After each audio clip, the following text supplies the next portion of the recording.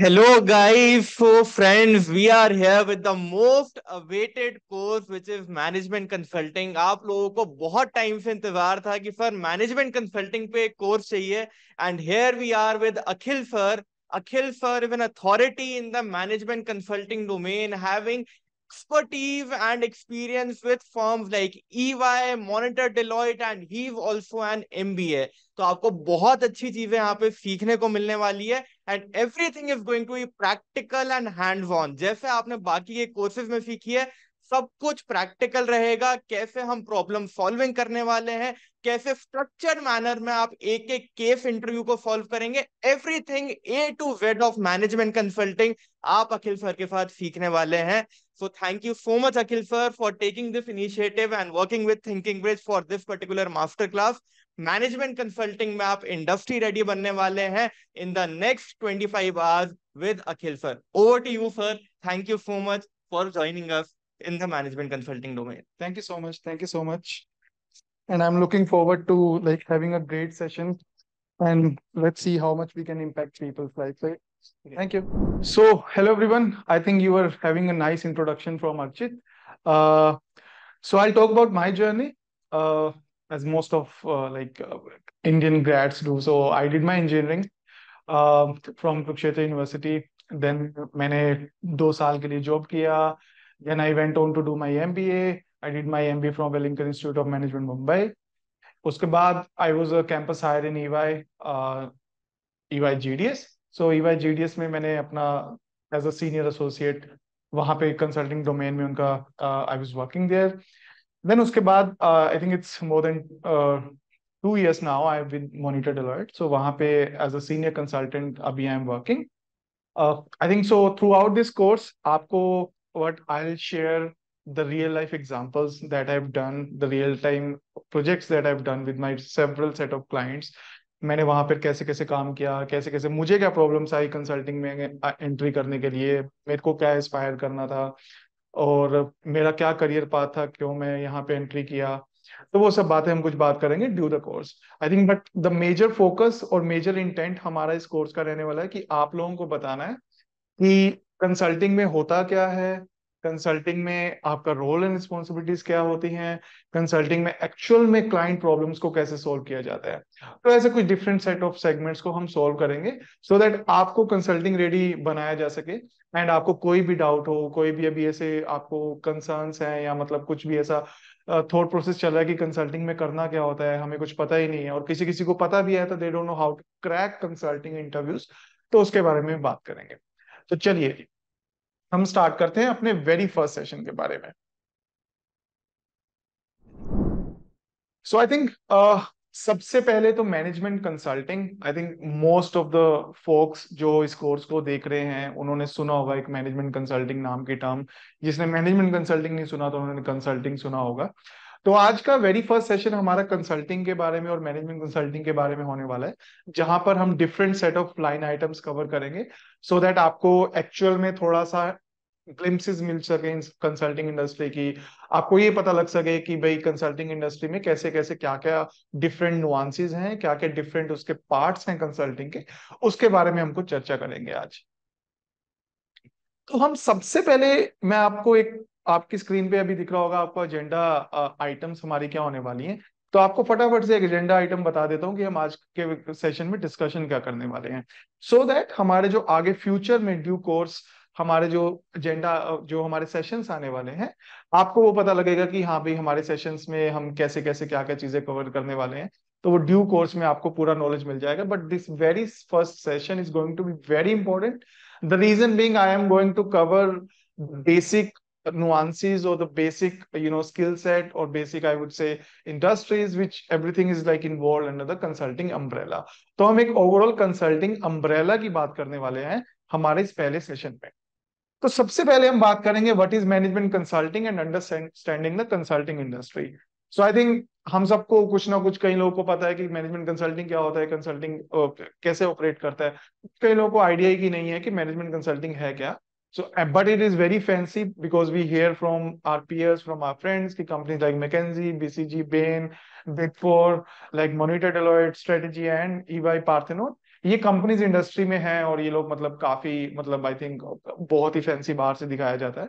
So I think वो सब मैं कवर करना की ट्राई करूंगा कि मैनेजमेंट कंसल्टिंग है क्या, एंड आपको एक्चुअल में लेमन लैंग्वेज में समझाऊंगा कि मैनेजमेंट कंसल्टिंग में होता क्या है। ठीक है जी। सेकंड हम बात करना चाहेंगे टाइप्स ऑफ कंसल्टिंग। तो कंसल्टिंग में भी डिफरेंट डिफरेंट टाइप्स होते हैं, जैसे कि आपका स्ट्रेटजी कंसल्टिंग हो गया, देन आपका मैनेजमेंट कंसल्टिंग हो गया। ये बिल्कुल ही ऐसी टर्म्स हैं जो काफी मतलब कि इंटर रिलेटेड हैं। Then we have the IT strategy, फिर आपका एक पार्ट होता है ह्यूमन कैपिटल स्ट्रेटजी, ऐसे करके डिफरेंट डिफरेंट स्ट्रेटजीज आपकी होती हैं। ठीक है जी। तो हम उन कंसल्टिंग के बारे में बात करेंगे कि टाइप्स ऑफ कंसल्टिंग होता क्या है, सो दैट आपको पता लग सके कि फ्यूचर में मुझे किस टाइप की कंसल्टिंग में मुझे इंटरेस्ट आ रहा है। Then we have the major consulting firms. I think the very crucial segment of this particular session कि हमारी डिफरेंट कंसल्टिंग फर्म्स हैं कौन सी, और मैं कहाँ पे परफेक्टली अलाइन करता हूँ। और जो मेरी अभी करंट सिचुएशन है कि मैं एक अभी सीए का रैंकर हूँ, या मैं कहीं एमबीए में आई एम अहमदाबाद बैंगलोर कहीं पर हूँ, या मैं फिर बीटेक में कहीं से ग्रेजुएट हूँ, तो मैं किस फर्म्स में जा सकता हूँ। और अगर रियल लाइफ सिचुएशन देखे कि मैं किसी और कॉलेज से हूँ, कहीं और मेरी एजुकेशन बैकग्राउंड है, तो मैं कहाँ पर फिट कर सकता हूँ अपनी इस कंसल्टिंग इंडस्ट्री के अंदर। ठीक है। अभी चौथा हमारा पॉइंट है, the fourth point is structure and operations of consulting firms. Consulting firms कैसे ऑपरेट करती हैं, कंसल्टिंग फर्म्स का स्ट्रक्चर कैसा होता है, उसके बारे में आपको मैं इंटरनली बताऊंगा कि कैसे कैसे ये लोग जो कंसल्टिंग की कंपनीज होती हैं अपने जो रिसोर्सेज हैं उनको कैसे मैनेज करते हैं और कैसे वो ऑपरेट ऑपरेट करते हैं, सो दैट वो डिफरेंट क्लाइंट प्रॉब्लम्स को सॉल्व कर सकें और उनके पास एक ऐसा एक्सेप्शनल एक्सपीरियंस हो उनके क्लाइंट्स के लिए कि उनके क्लाइंट्स को दोबारा से उनके पास आना पड़े उनको बिजनेस देने के लिए। तो ऐसे इस वे में ये स्ट्रक्चर और ऑपरेट होती है consulting companies. Then we have sectors and industries in consulting. तो ऐसा नहीं है कि मैं एक कंसल्टिंग का बंदा हूं या कोई भी कंसल्टिंग का बंदा वो कोई भी क्लाइंट की प्रॉब्लम सॉल्व कर सकता है। तो एक डिफरेंट स्पेसिफाइड सेक्टर्स डिफाइंड होते हैं कि ये वाले सेक्टर्स हैं तो ये बंदा ये स्किल सेट हो गया। मान लो आपको 2 साल हो गए, 3 साल हो गए, 4 साल, 6 साल, तो आपका एक डिफरेंट आपका स्किल सेट डेवलप हो जाता है इन डिफरेंट एक इंडस्ट्री सेक्टर के अंदर। फॉर एग्जांपल कोई बंदा टेक्नोलॉजी सेक्टर के क्लाइंट्स को सर्व करता है तो उसकी वो एक्सपर्टीज बन गई, या कोई बंदा आपका ऑटोमोटिव सेक्टर को सर्व करता है तो उसकी वो एक्सपर्टीज बन गई। तो उसी टाइप के कुछ वो प्रोजेक्ट्स अपने फ्यूचर में और अपने जो करियर पाथ में है उसको वो ट्राई करता है कि वो उसी को अपने डेवलप करे और वैसे ही प्रॉब्लम्स को सॉल्व करे। हमारा अगला पार्ट है जी types of projects. I think ये बहुत इंपॉर्टेंट पार्ट है और आप लोगों को बहुत इंटरेस्ट होगा कि एक्चुअल में प्रोजेक्ट्स होते कहाँ पे, क्योंकि हम लोगों ने बहुत अभी तक कंटेंट देखा होगा कि गेस्टिमेट्स कर रहे हैं, हम केस स्टडी सॉल्व कर रहे हैं, बट एक्चुअल में प्रोजेक्ट क्या करना है वो तो बताओ। वो हम टाइप्स ऑफ प्रोजेक्ट्स की बात करना चाहेंगे, सो दैट आपको थोड़ा सा हिंट मिले कि हम प्रोजेक्ट्स कैसे कैसे होते हैं और क्या क्या प्रोजेक्ट्स हम एक्चुअल में कंसल्टिंग में करते हैं। ठीक है। Then roles and responsibilities of a consultant. अगर कोई भी कंसल्टेंट हायर हो रहा है या कोई भी कंसल्टेंट कैंपस से आ रहा है या लेटरल हायरिंग हो रही है, तो एक्चुअल में करता क्या है वो, एज अ कंसल्टेंट उसका क्या काम रहता है कंसल्टिंग में, वो वाला टॉपिक हम कवर करेंगे, सो दैट आपको पता लगे। अगर फॉर एग्जांपल यार मैं as a consultant McKinsey BCG Bain कहीं पे चला गया हूँ या किसी भी कंपनी में चला गया हूँ, तो मैं कंसल्टेंट बन के वहां करने क्या वाला हूँ। Then we have key skills and competencies required. I think this particular section is going to cover कि एक्चुअल में स्किल सेट क्या होना चाहिए। मान लो मुझे कंसल्टिंग में जाना है या मेरे को मान लो आईटी में जाना है, सीए में जाना है, तो मुझे कोई ना कोई स्किल डेवलप करना पड़ता है, राइट। तो ऐसे कंसल्टिंग के लिए कुछ स्किल डेवलप करना पड़ता है, और within consulting also you need to work on certain skill set, so that आप उस इंडस्ट्री में अपनी करियर ग्रोथ को अच्छा रख सकें। तो स्किल सेट बहुत इंपॉर्टेंट है कंसल्टिंग के लिए भी, and it is very important to understand कि वो क्या क्या स्किल सेट और मैं अभी उस पर किस पे काम कर सकता हूँ, सो दैट मैं अभी कोई इंटरव्यू देने जा रहा हूँ या मैं कंसल्टिंग के लिए एस्पायर कर रहा हूँ, तो मुझे वो स्किल सेट का बहुत ज्यादा ध्यान रखना पड़ेगा। क्योंकि वो एक बहुत ही जो कंसल्टिंग कंपनीज हैं वो बहुत ज्यादा ध्यान देती हैं एक यूनिक स्किल सेट के ऊपर। तो अगर वो स्किल सेट उनके साथ मैच होता है, they will hire you definitely. The last part is future opportunities and career path. तो अभी हमें बात करनी है कि ऐसा नहीं है कि अगर मैं एक कंसल्टेंट हूं या कोई भी कंसल्टेंट है कंसल्टिंग इंडस्ट्री में वो लाइफ टाइम कंसल्टिंग करेगा। डिपेंड करता है, किसी को करना है किसी को नहीं करना है, राइट। तो अगर किसी को कंसल्टिंग में ही रहना है, लाइफ टाइम कंसल्टिंग करनी है, तो उसका करियर पाथ कैसा रहेगा। अगर किसी को कंसल्टिंग के अलावा कुछ और करना है, मतलब कि मुझे अब कंसल्टिंग में काफी टाइम हो गया जैसे किसी को, और उसको कुछ और करने का मन कर रहा है, तो एक्चुअल में एग्जिट अपॉर्चुनिटीज क्या हो सकती हैं। तो आपको थोड़ा सा इन एंड इनफ्लो और आउटफ्लो पता लग जाएगा कि आप कंसल्टिंग में इनफ्लो हो गए, अभी आप कंसल्टिंग में हो, अगर आपको एग्जिट करना है तो आउटफ्लो कैसा होगा, अगर आपको एग्जिट नहीं करना है तो आपका करियर पाथ कैसा होगा। तो ये कुछ एजेंडा आइटम्स हैं जो हम कवर करेंगे हमारे सेशन में। आई होप ये बहुत इंटरेस्टिंग रहने वाला है आप लोगों के लिए। The very first session, I think this will be the foundation of our consulting course. And मैं ट्राई करूंगा कि अपनी तरफ से आपको बेस्ट जो इंडस्ट्री में मैंने अभी तक सीखा है आपको वो बताऊं। Being from monitor Deloitte into the front end consulting, मैंने डिफरेंट क्लाइंट्स के साथ काम किया है, डिफरेंट तरह के प्रोजेक्ट्स को मैंने वहां पर देखा है, डिफरेंट मैंने जर्नीज देखी हैं, अपनी जर्नी मैंने देखी है, एक इंजीनियरिंग से, देन एमबीए से, then into consulting. So I think मैं ट्राई करूंगा कि आप लोग को एकदम ही बिल्कुल ही ओपन बुक की तरह पता लग जाए कि कंसल्टिंग में ऐसा होता क्या है और कंसल्टिंग में आपको करना क्या है। चलिए जी, तो मूव ऑन करते हैं हमारी वेरी फर्स्ट स्लाइड। आई थिंक ये बहुत ही बेसिक मेरे को एक चीज कवर करनी थी कि व्हाट इज मैनेजमेंट कंसल्टिंग, और ये गूगल की डेफिनेशन है जो हमने उठाई है आपके लिए, सो दैट आपको लगे कि हाँ भी एक्चुअल में बुकिश लैंग्वेज क्या है मैनेजमेंट कंसल्टिंग की। ठीक है, तो बुकिश लैंग्वेज में मैनेजमेंट कंसल्टिंग क्या बोलती है कि management consulting is working with businesses to identify solutions to problems to maximize business performance, improve business processes and increase revenue। तो हमने मोटी मोटी सेगमेंट्स देखी, ये बोल रहे हैं कि मैक्सिमाइज करना है बिजनेस परफॉर्मेंस को, इंप्रूव करना है बिजनेस प्रोसेसेस को, या रेवेन्यू को इंक्रीज करना है। तो कोई भी बिजनेस बैठा है वो अपना रेवेन्यू इंक्रीज करने बैठा है या अपने प्रॉफिट्स इंक्रीज करने बैठा है, या फिर वो चाहता है कि जो मेरे अभी करंट में प्रोसेसेस चल रही हैं वो कैसे ना करके ऑप्टिमाइज हो जाए। अभी मोटा मोटा ये समझ लीजिए कि डेफिनेशन क्या बोल रही है। Then a management consultant can cover a range of areas including business management, marketing, business strategy, supply chain, and employee productivity। तो ऐसा है, एज अ मैनेजमेंट कंसल्टेंट आपके डिफरेंट सेगमेंट्स होगी और डिफरेंट सेट ऑफ चैलेंजेस होंगे जो clients की तरफ से आएंगे जो आपको सोल्व करने होंगे। तो ये तो होगी हमारी अभी बुकिश लैंग्वेज की मैनेजमेंट कंसल्टिंग होता क्या है। ठीक है, बट अभी हमें एक्चुअल में जाना है कि यार मैं एक लेमैन हूँ सर, मुझे नहीं समझ आ रहा है मैनेजमेंट कंसल्टिंग क्या होता है। अखिल आप मुझे बताओ कि मैनेजमेंट कंसल्टिंग में एक्चुअल में क्या होता है, ये तो गूगल पे भी मुझे मिल जाएगा। ठीक है, तो अब हम बात करते हैं कि एक्चुअल में मैनेजमेंट कंसल्टिंग है क्या। तो आप और मैं कभी ना कभी किसी डॉक्टर को विजिट किया होगा हम लोगों ने, तो हम लोग को पता है कि क्या प्रोसेस होता है, राइट। तो क्या होता है, मेरे को यार कोई बीमारी हो गई है, कुछ बुखार हो गया है, तो मुझे लगा कि कुछ प्रॉब्लम्स चल रही है मेरी बॉडी के साथ, आई एम फीलिंग वीक, या मुझे डिजीनेस फील हो रहा है, कुछ भी फील हो रहा है, and I want to like visit a doctor. Doctor के पास जब आप जाते हैं, डॉक्टर क्या करता है, वो डॉक्टर आपका सर्टेन उसके कुछ इक्विपमेंट है, वो आपका थर्मामीटर से आपका फीवर चेक करता है, आपका ब्लड प्रेशर चेक करेगा, देन वो आपसे बात करेगा कि आपको प्रॉब्लम हो क्या रही है। तो आप डॉक्टर के पास गए, डॉक्टर ने आपसे बात की कि आपको क्या प्रॉब्लम चल रही है, और उसने अपने कुछ टूल्स यूज किए सो दैट उसको पता लग सके कि एक्चुअल में इसकी बंदे की कंडीशन क्या चल रही है अभी। ठीक है, तो डॉक्टर यहाँ पे क्या कर रहा है, डॉक्टर एक कंसल्टेंट का काम कर रहा है यहाँ पे। कंसल्टेंट का काम कैसे कर रहा है जी, मैं एज ए कंसल्टेंट या कोई भी एज ए कंसल्टेंट डॉक्टर अपने क्लाइंट के पास जाता है, क्लाइंट हमें बताता है कि हमारे पास ये प्रॉब्लम चल रही है और मेरे को समझ नहीं आ रहा कि करना क्या चाहिए।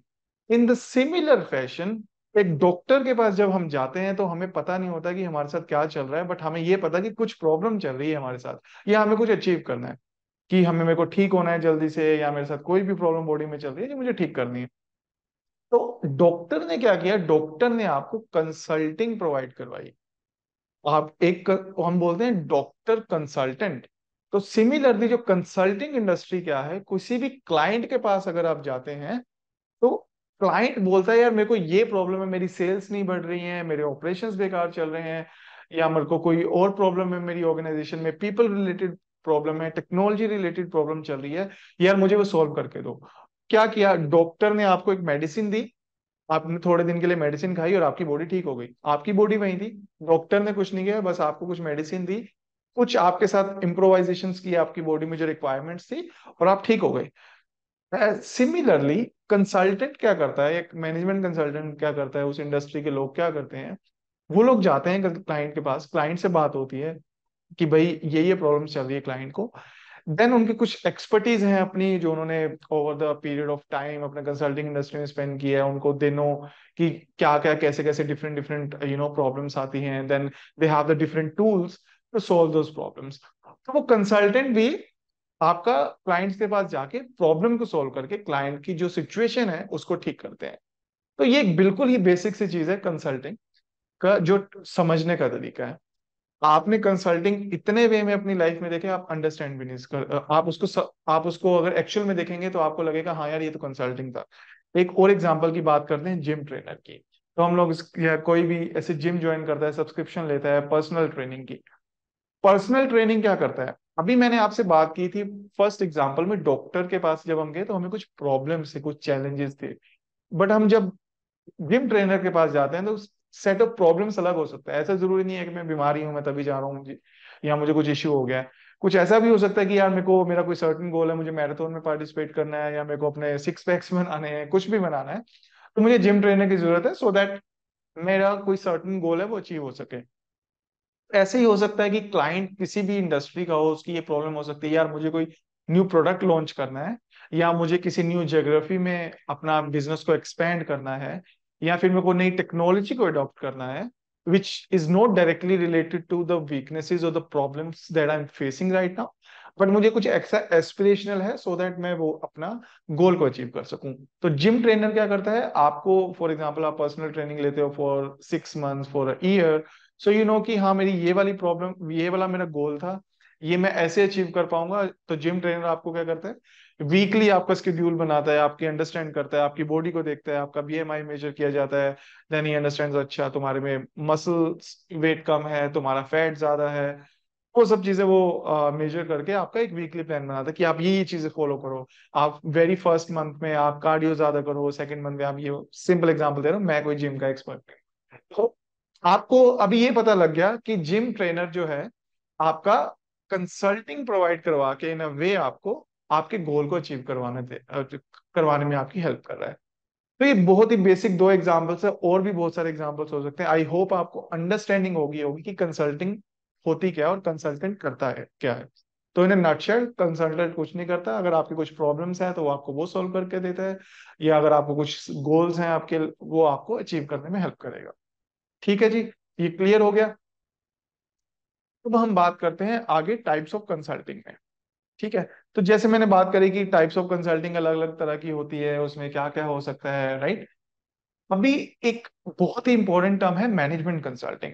और आपकी जितनी भी ये बड़ी कंपनीज हैं, मैकेंजी, बीसीजी, बेन, ये सब अपने आप को मैनेजमेंट कंसल्टिंग फर्म्स बोलती हैं।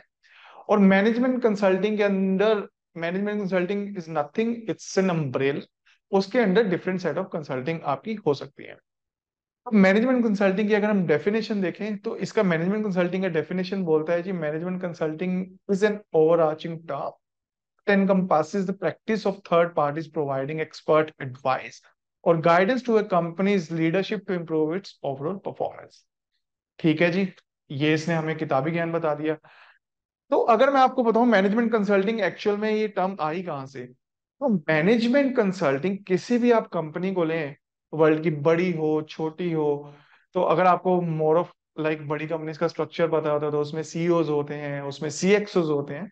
सीएक्सओ टर्म का आपको बता दूं, सीएक्सओ जो आपके सीईओज होते हैं, जो आपके सीएफओ हो गया, सीएम हो गया, इनको सीएक्सओज बोला जाता है। ठीक है, तो हमारे जैसे फॉर एग्जांपल सीएक्सओस कमेटी में जो भी आपके लीडरशिप हो गए आपके किसी भी कंपनी के, उनको प्रॉब्लम सोल्व करनी है, राइट। उनके स्टेक शेयर होल्डर्स ने पैसा डाला हुआ है, उनका आई थिंक शेयर होल्डर्स को उनको पैसा बढ़ाना है, उनकी कंपनीज की परफॉर्मेंस इंक्रीज करनी है, उनको बोर्ड मेंबर्स को बताना है कि ऐसी हमारी परफॉर्मेंस चल रही है। और उनके कुछ आइडियाज भी होंगे कि फॉर एग्जांपल आपने सत्या नडेला ने देखा होगा, उसने चैट जीपीटी को मान लो लॉन्च किया, या कोई भी सीईओ हो गया, कोई भी आपने सीईओ सुने होंगे बड़े बड़े, लाइक सुंदर पिचाई जैसे हो गए, ये किसी भी छोटी कंपनी का भी आप सीईओ ले लो। तो इन सबको एक नीड चाहिए होती है, एक हेल्प चाहिए होती है एक्सटर्नल। फॉर एग्जाम्पल मैं किसी कंपनी का अगर मान लो सीईओ बन जाता हूँ, तो मेरे को ये तो है नहीं कि मैं बैठे बैठे सोचूंगा अरे यार मेरे को ये चीज लॉन्च करनी है, मैं कर देता हूँ जाके। नहीं, उसके पीछे मेरे को बहुत सारी हेल्प चाहिए होगी, बहुत सारी मेरे को देखना पड़ेगा कि मैं कैसे बैक कर सकता हूँ अपने आइडिया को। अगर मैं इसको अपने आइडिया को अगर एग्जीक्यूट करने चले जाता हूँ तो क्या उसमें कॉस्ट हो जाएगी, उसका क्या इम्पैक्ट होगा मेरी ऑर्गेनाइजेशन के ऊपर। तो ये सब चीजें किसी भी सीएक्सओ को एक हेल्प चाहिए होती है। तो वहां से एक टर्म जो निकली उसका नाम था मैनेजमेंट कंसल्टिंग, कि आप जो उसकी मैनेजमेंट है किसी ऑर्गेनाइजेशन की, उसको कंसल्टिंग प्रोवाइड करवा रहे हो। जैसे हमने पहले बात की थी, डॉक्टर आपके पेशेंट को हेल्प प्रॉब्लम सॉल्व कर रहा है, या जिम ट्रेनर हो गया। तो ऐसे ही अभी सीएक्सओ ने कुछ प्रॉब्लम्स लेके आए हैं कि भाई मेरी ये प्रॉब्लम है, तो उसको सोल्व करने के लिए हमको कंसल्टिंग चाहिए। और वो बोलते हैं मैनेजमेंट कंसल्टिंग, कि भाई हम मैनेजमेंट को कंसल्टिंग प्रोवाइड करवा रहे हैं। ठीक है। और उसका रीजन ये रहेगा कि मैनेजमेंट को कंसल्टिंग को प्रोवाइड करवानी है, मैंने बताया कि वो अपनी प्रॉब्लम्स बताते हैं, क्योंकि कंपनीज को एक्चुअल में वही रन कर रहे होते हैं। उनका ही कुछ विजन होता है, या उनको दिख रहा होता है कि हमारी कंपनी में ये प्रॉब्लम चल रही है, हमारे प्रॉफिट्स डिक्रीज हो रहे हैं, हमारे रेवेन्यू इंक्रीज नहीं हो पा रहे हैं, या हमें कुछ नया प्रोडक्ट लॉन्च करना है। तो इसके लिए मैनेजमेंट कंसल्टिंग नाम की जो इंडस्ट्री है वो उनको हेल्प करती है। अभी हम बात करते हैं स्ट्रेटेजी कंसल्टिंग। तो strategy consulting lies with in the umbrella of management consulting. But अगर आप एक्चुअल में इंडस्ट्री में देखेंगे तो स्ट्रेटेजी और मैनेजमेंट कंसल्टिंग को मतलब मोर of like vice versa use कर दिया जाता है। Mostly it's a loosely use term कि मैनेजमेंट कंसल्टेंट हूँ या स्ट्रेटेजी कंसल्टेंट हूँ। बट आप एक्चुअल में अगर टेक्निकलिटीज की बात करेंगे तो स्ट्रेटेजी कंसल्टिंग है इज अ सब पार्ट ऑफ मैनेजमेंट कंसल्टिंग। और स्ट्रेटेजिक कंसल्टिंग क्या होती है? Strategic consulting falls under umbrella. It's a subset of management consulting where consultants provide industry specific insights and actionable strategies to deal with individual businesses and management challenges. तो जैसे for example मेरे को marketing strategy की कुछ बात करनी है, कि सीएमओ है, उसको मार्केटिंग रिलेटेड कुछ इश्यूज आ रहे हैं। CMO is nothing but your chief marketing officer. तो उसको प्रॉब्लम आ रही है कि मेरे को मार्केटिंग रिलेटेड यार कुछ कंसल्टिंग प्रोवाइड चाहिए मेरे को, तो वो स्पेसिफिक एक स्ट्रेटेजी होगी विच इज मार्केटिंग स्ट्रेटेजी। ऐसे ही फॉर एग्जांपल सीएफओ है, चीफ फाइनेंशियल ऑफिसर, उसको इशू आया यार मेरे को फाइनेंस रिलेटेड प्रॉब्लम आ रही है अपनी, तो उसको फाइनेंस स्ट्रेटेजी प्रोवाइड करवा दी जाती है। या फॉर एग्जांपल सीएफओ को कोई मर्जर एंड एक्विजिशन हुआ है कंपनी में, राइट, तो उसको उसके रिलेटेड हेल्प चाहिए, वो कैसे एमएनए को कर सकते हैं, तो उसमें उसको फाइनेंस रिलेटेड और एमएनए रिलेटेड स्ट्रेटेजी प्रोवाइड करवा दी जाती है। या किसी कंपनी का कोई सीआईओ है, चीफ इंफॉर्मेशन ऑफिसर, या उसका सीटी हो गया, चीफ टेक्नोलॉजी ऑफिसर, राइट। अब उसको प्रॉब्लम आ रही है, मुझे टेक्नोलॉजी की बहुत प्रॉब्लम्स आ रही है, नई नई टेक्नोलॉजीज आ रही है, मुझे समझ नहीं आ रहा है क्या करना है, मतलब मुझे समझ है भी तो मुझे एक एक्सटर्नल हेल्प चाहिए। तो उसके लिए वो प्रोवाइड करवाते हैं आपकी टेक्नोलॉजी स्ट्रेटेजी, या फिर आईटी स्ट्रेटेजी बोलो, कि आईटी रिलेटेड वो आपको हेल्प करेंगे। अब आप बोलोगे यार ये लोग सीईओ हैं, सीएमओ हैं, सीएफओ, इनको तो ये तो बहुत टैलेंटेड होते हैं, इनको तो खुद के बताएंगे, इनको कंसल्टेंट की क्या रिक्वायरमेंट है भाई? तो रिक्वायरमेंट इनको इसलिए आती है, ये लोग अपनी डेली लाइफ में इतना ज्यादा ऑक्यूपाइड होते हैं कि इनके पास एक डिफरेंट एक्सटर्नल पर्सपेक्टिव गैदर करना बहुत टफ हो जाता है, because they are so much occupied with their work. तो ऐसे ही एक, अगर आपको एग्जांपल दूं तो हार्वर्ड ने एक जो हार्वर्ड बिजनेस स्कूल है, उन्होंने बोला कि कंसल्टिंग एक्चुअल में होता क्या है, तो उसको अगर हम आपको समझाएं। फॉर एग्जाम्पल 10 कपल्स हैं कुछ रूम में, वो सालसा कर रहे हैं। अगर उनसे पूछा जाए, उन्होंने कुछ ट्रेनिंग की थी, तो वो सालसा अगर वो आपस में करेंगे as a couple, you are doing salsa, so you don't know कि भाई क्या, तुम बोलोगे मैं तो अच्छा ही कर रहा हूँ। बट अगर कोई लॉबी में बैठ के आप लोगों को ऑब्जर्व कर रहा है, तो उसको समझ आएगा हाँ यार ये 3-4 चीजें तो सही चल रही हैं, 3-4 कपल तो सही कर रहे हैं, बस 5-6 कपल्स को कुछ इश्यू चल रहा है। तो वो क्या करेगा, लॉबी में बैठ के आएगा नीचे, उसको रोकेगा थोड़ी देर के लिए, और उनको समझाएगा कि आपका ये इश्यू चल रहा है, आपका ये वाला मूवमेंट गलत है, और वो थोड़े से माइनर ट्विक्स करके then he will go back to his lobby. तो आपने क्या किया, आप उस सिस्टम में थोड़ी देर के लिए गए, फिर वापस चले गए जब आपने उनको चीजों को इनपुट्स दे दिया। तो कंसल्टिंग में भी आप यही करते हो, आप थोड़े टाइम के लिए उनके साथ टाइम स्पेंड करते हो, when you solve the problems you come back to your table, right. So जैसे मैं बात कर रहा था कि स्ट्रेटेजी कंसल्टिंग होती है, तो उसके अंदर पार्ट्स कौन से होते हैं, आप देखेंगे एक आईटी स्ट्रेटेजी का पार्ट है उसके अंदर, जो टिपिकली आपका आईटी रिलेटेड प्रॉब्लम्स है उसको सॉल्व करता है। आईटी का मतलब ये नहीं कि कंप्यूटर वगैरह ठीक कर रहे होते हैं, आईटी का मतलब अभी जैसे आपने सुना होगा आर्टिफिशियल इंटेलिजेंस चल रहा है, वैसे रिलेटेड किसी को टेक्नोलॉजी अडॉप्ट करनी है, या किसी का कुछ नए प्रोडक्ट्स हैं वो लॉन्च कर रहे हैं जो कि सॉफ्टवेयर बेस्ड हैं, तो उसको कैसे आप वो प्रोडक्ट्स को मतलब उसमें चेंजेस कर सकते हो, या उसमें चेंजेस की रिक्वायरमेंट नहीं है तो उसको कैसे लॉन्च कर सकते हो, या फिर उसमें टेक्निकलिटीज में भी अगर किसी को जाना है तो वो भी एक सब पार्ट होता है आईटी स्ट्रेटेजी का, कि टेक्निकली इस प्रोडक्ट का ओवरऑल डिजाइन कैसा होना चाहिए, ये बैकएंड में कैसे काम करना चाहिए, फ्रंट एंड में कैसे काम करना चाहिए, इसके यूजर्स कैसे इसके साथ इंटरफेयर करेंगे, या डिफरेंट एप्लीकेशंस को हमने। तो आई थिंक बहुत सारी चीजें होती है विद इन आईटी स्ट्रेटेजी। वो पर्टिकुलरली आईटी के या टेक्नोलॉजी के अराउंड ही रिवॉल्व करता है। Then you have another term which is called procurement strategy. तो प्रोक्योरमेंट स्ट्रेटजी भी एक बहुत बड़ी अलग से स्ट्रेटजी इंडस्ट्री है अपने आप में। तो अगर आपने सुना होगा तो जीईपी जैसी कंपनीज हो गई, तो ये कंपनीज क्या करती हैं, स्पेशली प्रोक्योरमेंट के अराउंड आपको कंसल्टिंग प्रोवाइड करती हैं। तो ऐसा इसलिए करती हैं, फॉर एग्जांपल आपकी जो बड़ी बड़ी इंडस्ट्रीज, जो एफएमसीजी इंडस्ट्रीज होगी, या आपकी कोई भी बी टू सी रिलेटेड जैसे फार्मा कंपनीज होगी, आपकी मेडिसिन आ रही हैं, तो ये सब आने के लिए एक बहुत बड़ा ऑपरेशंस का स्ट्रक्चर होता है, बहुत बड़ा एक यू नो प्रोक्योरमेंट करनी पड़ती है कि इनके डिफरेंट डिफरेंट सप्लायर से ये हमें प्रोक्योर करना है। तो उन सब चीजों को सही करने की जो प्रॉब्लम सॉल्व करते हैं, उन सब चीजों को ऑप्टिमाइज करते हैं, उसको हम बोलते हैं procurement strategy. Then you have HR strategy. अब आप बोलोगे जी एचआर स्ट्रेटेजी में क्या करना होता है, रंगोली नहीं बनानी होती है, बहुत काम करना होता है। तो एचआर स्ट्रेटेजी में I think resources, people are the most important part of any organisation. तो अगर आपके फॉर एग्जांपल आपने कोई नया प्रोडक्ट लॉन्च कर दिया, या आपको कोई ऑपरेशन सामने देखा कि उसको आपको चेंज करना है, तो करेंगे तो लोग ही ना उसको। मान लो अगर आपको सेल्स किसी चीज की करनी है, तो आप ये तो है नहीं कि एक बंदा किसी पर्टिकुलर प्रोडक्ट को सेल कर रहा था, वो सेकंड डे से उसी दूसरे प्रोडक्ट को सेल करना स्टार्ट कर देगा। उसको ट्रेनिंग्स चाहिए, उसको पता होना चाहिए कि कैसे क्या क्या नया प्रोडक्ट के क्या फीचर्स हैं, और उसके अलावा उसकी जो कॉम्पनसेशन होगी वो कैसे चेंज होगी। तो वो ये सब काम करते हैं एचआर स्ट्रेटेजी के under. In the last part is the supply chain strategy. I think इसके अंडर जैसे मैंने बताया, बड़ी बड़ी कंपनीज में जो mostly B to C companies हैं, इनकी सप्लाई चेन एक बहुत बड़ी चेन है। फॉर एग्जाम्पल आप लोग अमेजोन पे शॉपिंग करते हो, आप लोग फ्लिपकार्ट पे या कहीं भी आप शॉपिंग करते हो, आपने तो वो बटन क्लिक कर दिया वहां पर, उसके बाद जो पीछे पूरा प्रोसेस हो रहा है, आपका इंफॉर्मेशन सेंड हुआ, देन उसके बाद आपका जो ऑर्डर है, वो ऑर्डर को किसी ने वहां पे सिस्टम ने किसी ने कैप्चर किया, देन वो ऑर्डर का इंफॉर्मेशन गया कि भाई वेयर हाउस में ये चीज है कि नहीं, या सेलर के पास ये चीज है कि नहीं, देन उसके बाद उसको पैक करना है, देन उसके बाद उसको राइट एड्रेस पे उसको सेंड करना है, देन आपके घर तक पहुंचना है। और इन केस आपको प्रोडक्ट पसंद नहीं आ रहा है तो आप उसको रिटर्न कर रहे हैं, फिर से वो रिवर्स सप्लाई चेन स्टार्ट हो रही है, then it is going back to the seller और टू द वेयर हाउस। तो आप सोचिए, सप्लाई चेन बहुत ही वास्ट टॉपिक है और बहुत ही टेक्निकल टॉपिक है। I think one of the most favourite topics of mind, supply chain.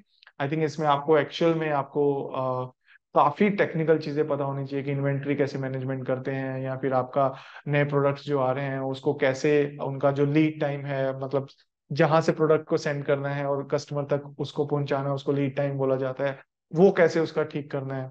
तो ये सब चीजें, तो ये सब डिफरेंट सेट ऑफ कंसल्टिंग है। अगर मैं इसको समराइज करूं तो एक मैनेजमेंट कंसल्टिंग नाम की टर्म है, उसके अंदर डिफरेंट डिफरेंट आपके स्ट्रेटजी कंसल्टिंग आती है, जो कि डिफरेंट सेट ऑफ कंसल्टिंग हो सकती है। ठीक है जी। तो अभी हम बात करेंगे कि मेजर कंसल्टिंग फर्म्स कौन सी हैं। आई थिंक मोस्टली सबने सुना ही होगा मेजर कंसल्टिंग फर्म्स कौन सी हैं। किसी ने McKinsey BCG, most of the people they know, जो भी एस्पायर करते हैं कंसल्टिंग के लिए कि ये बड़ी कंसल्टिंग कंपनीज है। बट मैं आपको अभी आपकी उस नॉलेज को थोड़ा और बीफ अप करूंगा, थोड़ा और एनहांस करूंगा, कि आपको एक्चुअल में बताऊंगा कि कंसल्टिंग में और क्या क्या होता है। सो अगर आप देखें, सबसे बड़ी तीन कंपनी जो वर्ल्ड की मैनेजमेंट कंसल्टिंग बोली गई हैं, वो है आपकी एमबीबी। तो अगर आपको कोई भी बोले एमबीबी या बिग थ्री, तो आपको समझ आ जाना चाहिए तो किसके बारे में बात कर रहे हैं। ये है आपकी मैकेंजी, पेन एंड बीसीजी। ये आपकी वर्ल्ड की सबसे बड़ी तीन मैनेजमेंट कंसल्टिंग ऑर्गेनाइजेशंस हैं। एंड आई थिंक कोई भी कंसल्टेंट जो कि फ्रेश आउट ऑफ कॉलेज है, they do aspire to be into the these three firms, because of the obvious reasons they have. उन्होंने अपना ब्रांड इतना एस्टेब्लिश कर लिया है और उनके मार्केट में इतनी ज्यादा वैल्यू है, उनकी ब्रांड वैल्यू इतनी है, इसलिए उनको एमबीबीज बोला जाता है। ठीक है। बट अभी आप आगे हम सेशंस में बात करेंगे कि भाई मतलब इनके भी अलग अलग प्रोज एंड कॉन्स हैं, हर एक कंपनी के अपने अपने प्रोज एंड कॉन्स होते हैं। ठीक है। तो अभी मैं आपको बताऊंगा next set of consulting companies कौन सी हैं। बिग फोर सबने सुना होगा। बिग फोर में आई थिंक ये आपका डिलॉयट, पीडब्ल्यूसी, KPMG, EY, these are your big four firms. But अभी क्या बिग फोर फर्म्स और एमबीबी में मेन डिफरेंस अगर आप लोग को मैं बताऊं, एमबीबीएस के ऊपर इतनी ज्यादा रिस्ट्रिक्शंस नहीं होती हैं जितनी बिग फोर के ऊपर होती हैं। उसका रीजन ये है, बिग फोर जितनी भी कंपनीज हैं ये अपनी ऑडिट, इनके आई थिंक बहुत बड़ा बिजनेस आता है ऑडिटिंग से और टैक्सेशन से। और ये क्लियरली रेगुलेशंस में सब जगह लिखा है कि जो कंपनी कहीं पे ऑडिट प्रोवाइड करवा रही है वो उसको कंसल्टिंग प्रोवाइड नहीं करवा सकती, क्योंकि वो तो फिर आपका क्लैश ऑफ इंटरेस्ट हो जाएगा, इंटीग्रिटी इश्यूज आ जाएंगे आपको। तो इसके लिए, बट ये बहुत ही एक लुक्रेटिव बिजनेस भी है मैनेजमेंट कंसल्टिंग, आई थिंक। इन लोगों के रिसोर्सेज काफी अच्छे हैं, उन लोगों ने भी अपना ब्रांड इतना अच्छा स्टेब्लिश कर लिया, तो consulting they wanted to be in consulting. तो एक वे आउट निकाला गया कि कंसल्टिंग में कैसे एंट्री किया जा सके। इन लोगों ने, कई लोगों ने अपना किसी किसी, जैसे फॉर एग्जांपल केपीएमजी ने अपना खुद का ऑर्गेनिक एक अलग से सब्सिडरी को ओपन किया, केपीएमजी ग्लोबल सर्विसेज। बट जो अलग अदर थ्री आपकी कंपनीज हैं, पीडब्ल्यूसी, ईवाई एंड डिलॉयट। तो अगर आप देखेंगे पीडब्ल्यूसी ने एक्वायर किया एक कंपनी को विच इज कॉल्ड बूज एंड कंपनी, और उन्होंने एक एंटिटी बनाई विच इज कॉल्ड स्ट्रेटेजी एंड। और ऐसे ही ईवाई ने एक ग्रुप, एक और एक कंपनी को एक्वायर किया और इन्होंने बनाया ईवाई पार्थेनो। सिमिलरली डेलोइट ने एक्वायर किया मॉनिटर को और इन्होंने अपना एक एंटिटी को बनाया विच इज कॉल्ड मॉनिटर डेलोइट। तो अगर आप ये चारों कंपनीज देखेंगे तो ये डायरेक्टली compete करती हैं आपकी मैकेंजी, बीसीजी और बेन के साथ। समझे? इसका मतलब, अगर कोई, मान लो कोई क्लाइंट एक किसी पर्टिकुलर कंपनी के पास जा रहा है, मैकेंजी, बीसीजी या मॉनिटर, डेलोइट या फिर स्ट्रेटजी एंड के पास, तो मोस्ट ऑफ द टाइम ऐसा नहीं होगा कि एक ही कंपनी के पास जाएगा। वो डिफरेंट, इन सब क्लाइंट्स को, इन सब ऑर्गेनाइजेशंस को अप्रोच करेगा जो कंसल्टिंग इंडस्ट्री में है, सो दैट उनको पता लग सके यार राइट मेरे लिए कौन सा पार्टनर रहेगा। किसी के लिए पैसा मैटर कर सकता है, किसी के लिए स्पेशलाइज स्किल मैटर कर सकता है, या कुछ भी हो सकता है। तो इसलिए मेरा कहने का मीनिंग ये है कि ये जो कंपनीज हैं, these are the direct competitors of McKinsey, BCG and Bain, and that's why they pay at par with, mostly with these big three or MBBs, and they recruit or hire from prestigious colleges or the prestigious institutes of any country। जैसे हमारे India में IMABC, यहाँ पे जाके higher करेंगे, या फिर CS के टॉप रैंकर्स को हायर करेंगे। ठीक है, बट इसका मतलब ये नहीं है कि बाकी लोगों के पास कोई चारा ही नहीं है या वो कंसल्टिंग में जा ही नहीं सकते हैं, क्योंकि I do come from a tier 2 college, not from a tier 1 college. So I think आपको मैं रियल लाइफ एग्जांपल बैठा है, जो अगर इस इंडस्ट्री में बैठा है और IMABC के साथ अगर मैं बैठ के आज काम कर रहा हूँ, और which is like the cream of our country, तो उसका आई थिंक कोई वे आउट होता ही होगा, इसीलिए मैं भी वहां पर आ गया। अभी हम बात करेंगे स्ट्रेटेजी टीम्स और big four work on similar types of products, जो मैंने आपको बताया अभी। The last segment of this is your other consulting firms. तो इसके अलावा जो कंसल्टिंग फर्म्स है, एक्सेंचर स्ट्रेटेजी हो गया आपका, बहुत ही नॉन स्ट्रेटेजी कंसल्टिंग फर्म है। देन आपका एटी करनी हो गया, ATK बोल दिया जाता है इसको। देन ओलिवर विमेन हो गया, and there other firms also. So I think ये other three big consulting companies है, और ये भी में एट पार विद MBBs और ये अपना बिग फोर का जो आपको बताया उनके बराबर ही है ये। But I think very crucial part of this particular slide is research firms, and I'll tell you why I'm saying it is very crucial। आपकी एक रिसर्च फर्म्स भी होती हैं जो कि आपकी, मैं आगे आपको स्ट्रक्चर में बताऊंगा वो कैसे हेल्प करती है, बट अभी मोटा मोटा समझ लीजिए कि रिसर्च फर्म्स जो हैं ये more of like a very important part of this all the consulting companies. Okay, I tell you why. Gartner हो गया, जिनोब हो गया, एवेल्यूसब हो गया, एवरेस्ट ग्रुप हो गया, और भी अदर रिसर्च फर्म्स होगी। एक तो इन रिसर्च फर्म्स का ये काम है कि ये कंपनीज जो आपकी हैं, आपकी रिसर्च और इंसाइट्स रिलेटेड जो सर्विसेज हैं वो प्रोवाइड करवाती हैं अपने क्लाइंट्स को भी, और ये अपनी रिपोर्ट्स को भी काफी पब्लिश करती हैं। फॉर एग्जांपल आपने सुना होगा कि गार्टनर क्वाड्रेंट, उसमें कोई पर्टिकुलर ऑर्गेनाइजेशन या पर्टिकुलर कोई चीज है वो कहाँ पे लाई करती है, and those insights are being used by these consulting companies for their research purposes. Because किसी भी कंसल्टिंग को अगर आपको करना है तो उसमें आपको एक बेसिक रिसर्च की रिक्वायरमेंट होती है, जो कि यहाँ से ऐसी रिपोर्ट से मिलती है। और ये इंपॉर्टेंट और क्रूशियल पार्ट ऐसा है इसलिए है क्योंकि जो आदमी इसमें एंट्री नहीं कर पा रहा है डायरेक्टली, अगर वो इनमें एंट्री कर जाता है रिसर्च फर्म्स में, तो उसके लिए यहाँ के रास्ते खुल जाते हैं। इसलिए रिसर्च फर्म्स को इग्नोर नहीं किया जा सकता। अगर किसी को भी रिसर्च फर्म्स में एंट्री मिल रही है, ही थिंक्स की, ही और शी थिंक्स की यार मैं इसमें बाकी में अभी मेरा नहीं बन रहा because of my current situation, जो जो भी मेरा एजुकेशन बैकग्राउंड था, तो वो रिसर्च फर्म से अपना कंसल्टिंग की जो जर्नी है उसको स्टार्ट कर सकता है। ठीक है, तो अब हम बात करेंगे structure and operations of consulting firms, कि ये स्ट्रक्चर कैसे होती है और ऑपरेट कैसे करती हैं। अभी आप लोगों ने, most of the people they have heard about this term कि यार फ्रंट एंड होता है, बैक एंड होता है।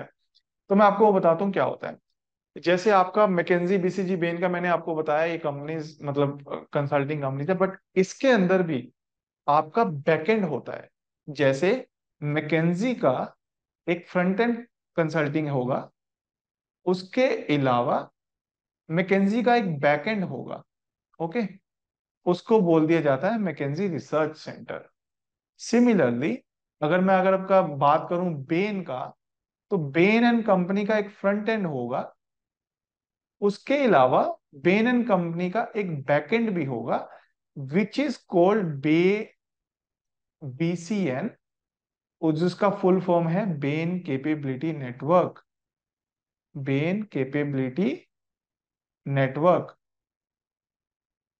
सिमिलरली बीसीजी का भी आपका रिसर्च सेंटर है, और आपके बिग फोर के भी रिसर्च सेंटर्स हैं अपने। तो हर एक कंपनी का एक फ्रंट एंड होता है और एक बैक एंड होता है। वो इसलिए होता है, the very obvious reason is cost. उन लोग को अपनी कॉस्ट सेव करनी होती है। तो इसलिए आप देखेंगे जो मोस्ट ऑफ द ये रिसर्च सेंटर्स या बैकएंड कंपनीज, इनको अगर बोलना, मैं बैकएंड नहीं बोलता हूँ, बट इंडस्ट्री में इनको बैकएंड बोला जाता है। तो रिसर्च एंड इंसाइट्स रिलेटेड जो सर्विसेज प्रोवाइड करवाई जाती हैं, वो आपके कंट्रीज लाइक इंडिया या कंट्रीज लाइक आपका चाइना, यहाँ पर इनके ऑफिसेज होंगे, सो दैट वो कॉस्ट को सेव कर सकें। अब कॉस्ट कैसे आ गई जी फैक्टर में? कॉस्ट इसलिए आ गई, मान लो किसी पर्टिकुलरली क्लाइंट को मुझे सर्व करने के लिए 100 रुपए लग रहे थे। अगर मैं उसमें एक रिसर्च वाला और इंसाइट्स वाले पार्ट को अगर मैं अपने ऐसे रिसर्च सेंटर से काम करवा लूं, और अगर मेरा कॉस्ट 100 रुपए की बजाय मेरा 70 रुपए हो जाए, तो मेरा 30 रुपए और प्रॉफिट बढ़ जाएगा। इस तरह से ये कंपनीज जो है अपनी कॉस्ट को कम करके अपने मार्जिन, जो कि रेवेन्यू माइनस कॉस्ट होगा, उसको बढ़ाने की ट्राई करती हैं। ठीक है, आई होप समझ आया होगा सबको। अभी हम बात करेंगे फ्रंट एंड कंसल्टिंग के बारे में।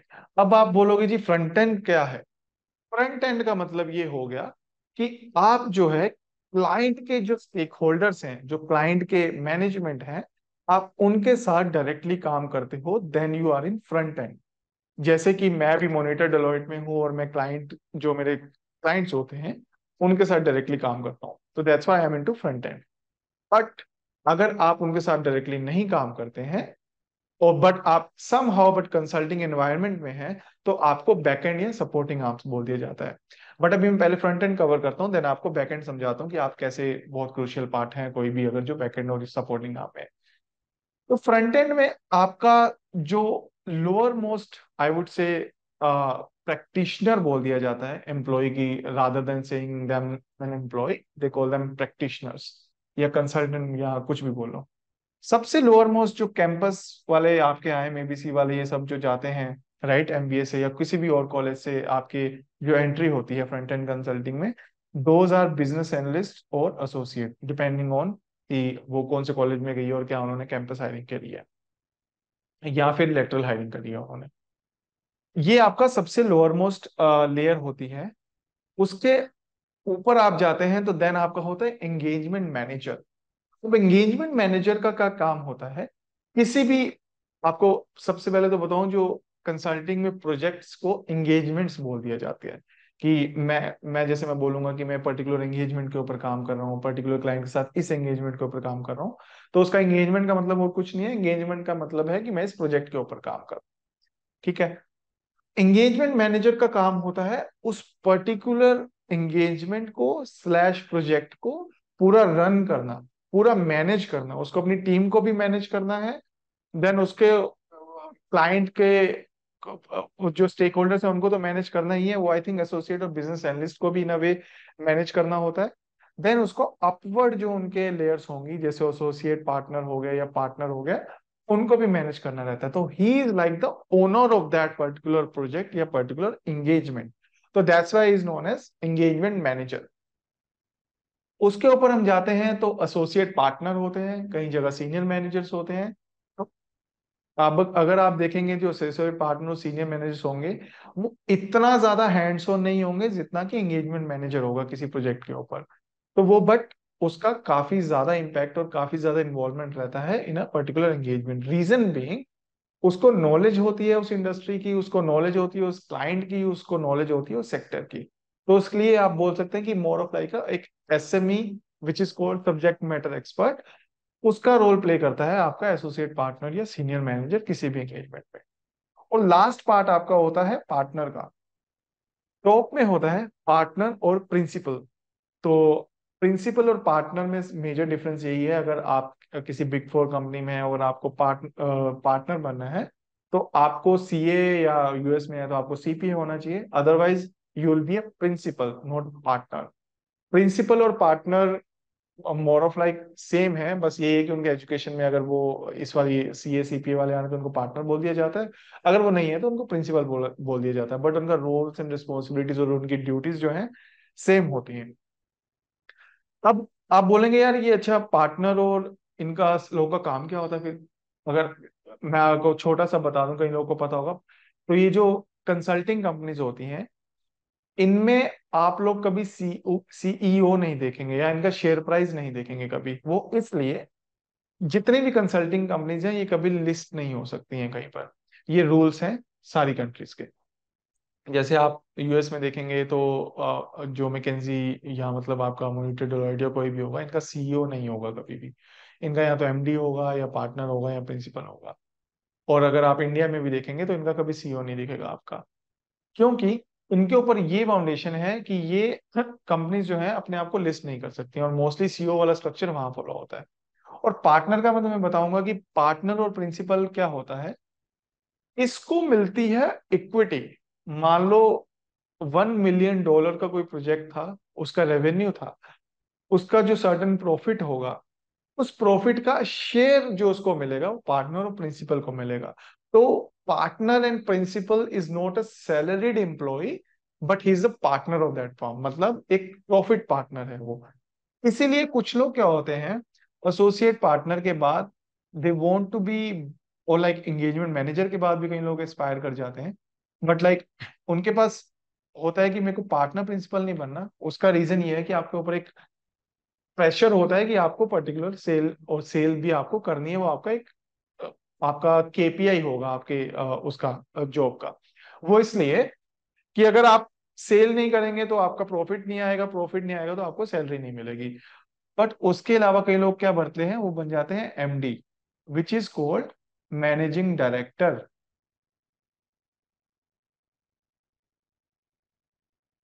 तो मैनेजिंग डायरेक्टर क्या है, it's nothing but a salaried employee. जैसे ये बाकी लोग सैलरीड एम्प्लॉयज है ना, ऐसे मैनेजिंग डायरेक्टर भी एक सैलरीड एम्प्लॉय है। तो मैनेजिंग डायरेक्टर क्या करता है, या तो पर्टिकुलर किसी कंट्री के ऑफिस को मैनेज करता है, किसी रीजन के ऑफिस को मैनेज करता है, या फिर किसी पर्टिकुलर ऑफिस को मैनेज करता है, that is the managing director. ठीक है जी। अभी इसके बाद हम बात करेंगे बैकएंड या फिर सपोर्टिंग जो रोल्स होते हैं। बैकएंड सपोर्टिंग क्या होते हैं, जैसे मैंने आपको बताया था रिसर्च, आपको याद होगा मैंने बताया ये रिसर्च कंपनीज है, या जो आपकी फ्रंट एंड कंसल्टिंग कंपनीज भी हैं, इनकी भी एक रिसर्च आर्म्स है। जो बैकएंड वाले लोग होंगे, ये लोग सपोर्ट करेंगे आपके फ्रंट एंड वालों को। ठीक है। कैसे सपोर्ट करेंगे, उनका रिसर्च एंड इंसाइट्स प्रोवाइड करवाएंगे, या फिर उनको प्रेजेंटेशंस कैसे, मतलब उसको कैसे स्टोरी बोर्ड करना है उसके बारे में हेल्प करेंगे। तो एक बहुत ही क्रिटिकल और एक बहुत ही I would say, you can not like separate back end and from the front end consulting part. और अगर इनका स्ट्रक्चर देखा जाए तो इनके स्ट्रक्चर में जो एंट्री होती है मोस्टली वो एसोसिएट या एनालिस्ट से होती है। Then they move to senior analyst, then to manager, then to senior manager and director and partner. Mostly research firms में आपको डायरेक्टर दिखेंगे, पार्टनर बहुत कम होगा, बट कहीं कहीं पर आपको पार्टनर भी देखने को मिलेगा। तो फ्रंट एंड और बैक एंड एक दो पार्ट्स हैं कंसल्टिंग के, बट उनका मेन मोटिव है क्लाइंट की प्रॉब्लम्स को सॉल्व करना। तो फ्रंट एंड जो होगा क्लाइंट के साथ बात कर रहा होगा, बैक एंड जो कर रहा होगा फ्रंट एंड कंसल्टिंग वालों के साथ बात कर रहा होगा। इट मीन्स फ्रंट एंड वालों के कस्टमर्स होंगे क्लाइंट्स, और बैक एंड वालों के जो कस्टमर्स होंगे वो आएंगे आपके फ्रंट एंड वाले। 90% ऑफ द टाइम्स 10% में ऐसा हो सकता है कि इनको भी क्लाइंट के साथ कहीं इन्वॉल्व कर लिया जाए, इनकी रिक्वायरमेंट है। ठीक है। और फ्रंट एंड में आपके जाते हैं मोस्टली ये टॉप 10 आपके एमबीए कॉलेजेस हो गए। यहाँ से आपका कैंपस हायरिंग होगा या आपका लेटरल हायरिंग होगा आफ्टर सर्टेन एक्सपीरियंस। और आपके जो सीए टॉप रैंकर्स होंगे वो जाएंगे। बट एक बहुत ही बड़ा एंट्री पॉइंट रहता है टीयर 2 कॉलेजेस का, या फिर जिनकी not not from like rankers and all, उनका आपका जाएगा बैकएंड कंसल्टिंग से। और वो बैकएंड कंसल्टिंग से वो यहाँ पे एंट्री कर सकते हैं, या फिर आप एमबीए हो तो सीनियर एनालिस्ट वगैरह पे एंट्री कर लेते हो। एंड देन आप लोग शिफ्ट कर सकते हो फ्रंट एंड में आफ्टर सर्टेन पॉइंट।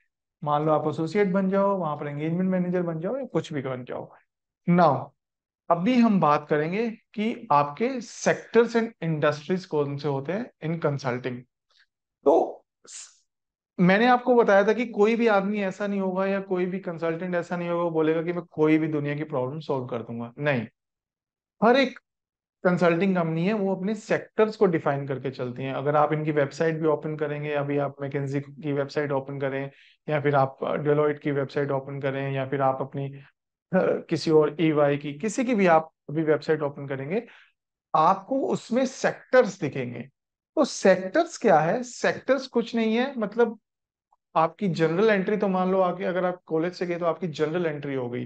बट अगर आप कहीं और से आए हो, आपने लेटरल हायरिंग करी है, तो आपको किसी सेक्टर की नॉलेज है। और अगर आप जनरल एंट्री वाले भी आपने एंट्री करी है, तो उसमें भी आपका एक पर्टिकुलर सेट ऑफ क्लाइंट्स को आप के साथ आप काम करते हो। तो फॉर एग्जाम्पल टीएमटी सेक्टर हो गया, the very first is TMT sector is nothing but telecom media and technology sector. इसके अंदर क्या होगा, जो कंसल्टेंट्स होंगे वो प्रॉब्लम सॉल्व करेंगे टेलीकॉम क्लाइंट्स की, या फिर मीडिया एंड एंटरटेनमेंट क्लाइंट्स की, या टेक्नोलॉजी क्लाइंट्स की। तो सेक्टर से दो चीजें होंगी। वन, आपका इंटरेस्ट किस एरिया में है आपको वो दिख जाएगा। फॉर एग्जाम्पल किसी को टीएमटी में इंटरेस्ट हो सकता है, किसी को कंज्यूमर में इंटरेस्ट हो सकता है। और सेकेंड चीज ये होगा कि आपका जो ट्रेजेक्ट्री होगी विद इन कंसल्टिंग, वो मोर ऑफ लाइक आप डिफाइन कर सकते हो कि यार मुझे पर्टिकुलरली सेट ऑफ क्लाइंट्स के साथ काम करने में बहुत मजा आता है। फॉर एग्जाम्पल अपना सेकंड सेक्टर है कंज्यूमर। अभी कई लोगों को कंज्यूमर इंडस्ट्री बहुत एक्साइट करती है। फॉर एग्जाम्पल आपका ब्रांड्स लाइक एडिडास, नाइके, ये कंज्यूमर इंडस्ट्री में आते हैं आपके, या फिर आपके कुछ भी आप डेली प्रोडक्ट्स यूज करते हैं, मान लो आपके घर पे वॉशिंग मशीन्स होगी, उनके भी कुछ मान लो वीडियोकॉन हो गया, एलजी हो गया, ये सब आपके कंज्यूमर सेगमेंट में आते हैं। देन आपका ऑटोमोटिव हो गया, किसी किसी को ऑटोमोटिव ऑटोमोटिव बहुत एक्साइट करता है, तो ऑटोमोटिव में जो आपकी कार्स वगैरह होगी वो विद इन कंज्यूमर सेक्टर होगा आपका। या फिर ट्रांसपोर्टेशन, हॉस्पिटैलिटी एंड सर्विसेज। अब इन सेक्टर्स का मीनिंग ये नहीं है कि यार आप किसी कंपनी में जाओ और वहां पे ऑटोमोटिव के अलग से बनाओ और आप बोलो यार अखिल ने तो बताया था कि कंज्यूमर में होता है। ये आपको मैं एक ओवरऑल हाई लेवल आइडिया बता रहा हूँ कि मोस्टली सेक्टर्स ऐसे डिफाइंड है इंडस्ट्री में। कई जगह किसी किसी कंपनी ने थोड़ा उनको अलग भी किया हो सकता है। और उसका रीजन ये होगा कि किसी किसी को ऑटोमोटिव से ही इतना रेवेन्यू आ रहा होगा कि उसने बोला होगा कि मैं ऑटोमोटिव ही के अलग सेक्टर बना दूंगा। ठीक है। अभी आपका आता है next sector is ER&I, which is engineering resources and industrials. तो इसमें आपका जैसे पावर एंड यूटिलिटीज की कंपनीज होंगी, आपकी माइनिंग एंड मेटल्स वाली कंपनी होगी, ऑयल एंड गैस केमिकल्स वाली कंपनी होगी जो आपकी माइनिंग जो ऑयल एक्सट्रैक्ट करती हैं अपना। देन इंडस्ट्रियल प्रोडक्शन कंस्ट्रक्शन हो गया, फॉर एग्जांपल कोई फोकलिफ्ट्स बनाता है या फिर कोई क्रेन्स बनाता है, तो ये सब आपके इंडस्ट्रियल प्रोडक्ट्स वगैरह में आ जाते हैं। तो ये आपका थर्ड सेक्टर है ER&I। एंड आपका फोर्थ सेक्टर की मैं अगर बात करूं, दैट इज FS। जो फाइनेंस वाले हैं, कई लोग बोलेंगे मुझे फाइनेंस में बहुत इंटरेस्ट आता है, प्राइवेट इक्विटी में बहुत इंटरेस्ट आता है, तो FS सेक्टर को अपना करियर पाथ चूज कर सकते हैं विद इन कंसल्टिंग। अब उसके अंदर क्या होता है, आपका बैंकिंग एंड कैपिटल मार्केट्स हो गया, इंश्योरेंस हो गया, IM हो गया, इन्वेस्टमेंट मैनेजमेंट हो गया, या रियल एस्टेट हो गया। अगर मैं मूव करूं अगले सेक्टर में, LSHC, बहुत ज्यादा ग्रोथ वाला सेक्टर चल रहा है अभी। किसी भी कंसल्टिंग इंडस्ट्री में जाके पूछेंगे तो LSHC उनका बहुत बड़ा एक रेवेन्यू शेयर है अभी। रीजन बीइंग, बहुत ही फ्लरिश कर रही है industry. And I think Covid हुआ, ये सब हुआ, अभी लोग बहुत कॉन्शियस हो गए हैं अपनी हेल्थ को लेके वो सब। तो इसके अंदर आप देखेंगे तो life sciences and health care में आपका हेल्थ केयर इंडस्ट्रीज आती है और लाइफ साइंसेज आती हैं। तो last sector is GPS, your government and public sector. इसमें आपका आता है हेल्थ एंड सोशल केयर हो गया, डिफेंस हो गया, सिक्योरिटी एंड जस्टिस हो गया। तो ये आपके डिफरेंट सेट ऑफ सेक्टर्स हैं, उसके अंदर डिफरेंट सेट ऑफ क्लाइंट आता है। फॉर एग्जाम्पल, कोई क्लाइंट आया, किसी कंसल्टिंग कंपनी को उसने अप्रोच किया एंड ही सेड कि मुझे ये प्रॉब्लम है, सॉल्व करो। सबसे पहले क्या होगा, उसकी टैगिंग होगी विद इन अ सेक्टर, ये टीएमटी सेक्टर का क्लाइंट है। तो टीएमटी सेक्टर के अंदर अब जो हमारे पास कंसल्टेंट्स हैं, जो हमारी टीम्स हैं, वो उनको हेल्प करेंगी प्रॉब्लम सॉल्व करने में। हालांकि एक्चुअल में कंसल्टिंग इंडस्ट्री में आप जाएंगे तो ऐसा नहीं होता कि यार कोई बाहर से आया, उसने कोई मेल किया कि मेरे सॉल्व करो। कंसल्टिंग इंडस्ट्री बहुत ज्यादा रिलेशनशिप्स के ऊपर चलती है। मान लो पार्टनर हो गए, आपके कंसल्टेंट्स हो गए, आपके मैनेजर्स हो गए, इन्होंने within the time they have spent within the consulting industry, इन लोगों ने रिलेशनशिप्स स्टेब्लिश किए होते क्लाइंट्स के साथ। कि मान लो फॉर एग्जांपल आज इन्होंने क्लाइंट के साथ ये वाला काम किया and client really like their work. क्या होता है कि जो कंसल्टिंग वाली टीम्स होती हैं, पार्टनर्स हो गए, मोस्टली पार्टनर्स, ये लोग क्या करते हैं, आपका कंटिन्यूअसली रीच आउट करते रहते हैं क्लाइंट्स को कि यार देखो ये मार्केट में नया आया है, अगर आपको ऐसा कुछ करना है, या उनका ऑलरेडी कई टीम्स क्लाइंट की किसी पर्टिकुलरली टीम को हेल्प कर रही है, दे नो कि यार तुम्हारी ये प्रॉब्लम्स हो गई है, तो वो रीच आउट करते हैं उनको पार्टनर्स। तो पार्टनर का मोटा मोटा सबसे बड़ा काम अगर आप बोलो, partner is nothing but your salesman of the consulting industry. Partner को सेल्स करनी होती है अपनी, और वो सेल्स आपकी रिलेशनशिप बेस्ड होती है। तो this is one way of like having business with in consulting, कि पार्टनर रीच आउट करते हैं। And second obvious way is कि क्लाइंट्स आते हैं एंड दे हेल्प से कि मुझे ये प्रॉब्लम है एंड दे रीच आउट। ठीक है जी, क्लियर हो गया।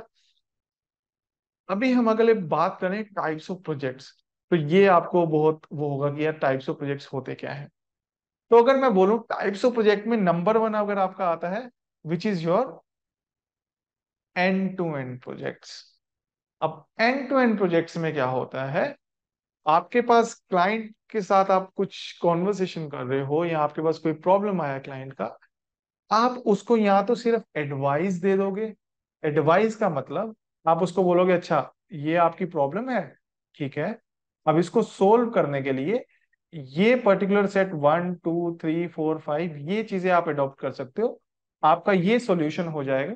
तो आप जो सर्टेन आपके गोल्स हैं, जो आपकी प्रॉब्लम, अगर आपको गोल्स अचीव करने हैं तो गोल्स आपके अचीव हो जाएंगे, आपकी जो प्रॉब्लम्स है तो प्रॉब्लम सॉल्व हो जाएंगी।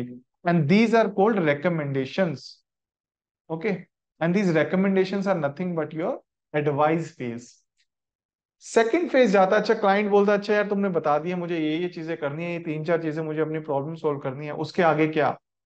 उसके आगे का जो फेज होता है that is called implementation. Implementation में आप एक्चुअल में जो आपने रिकमेंडेशंस बोली हैं, वो क्लाइंट टीम के साथ मिलके आप उन जो भी आपने प्लान बनाया है 4 इयर्स 5 इयर्स 2 इयर्स का, उस चीज को इम्प्लीमेंट करते हो। And the last part is the operate phase. अभी आपने प्रॉब्लम जो उनके जो सॉल्यूशन था उसको इम्प्लीमेंट कर दिया, अब उसके बाद ये नहीं कि आप सीधा भाग जाते हो।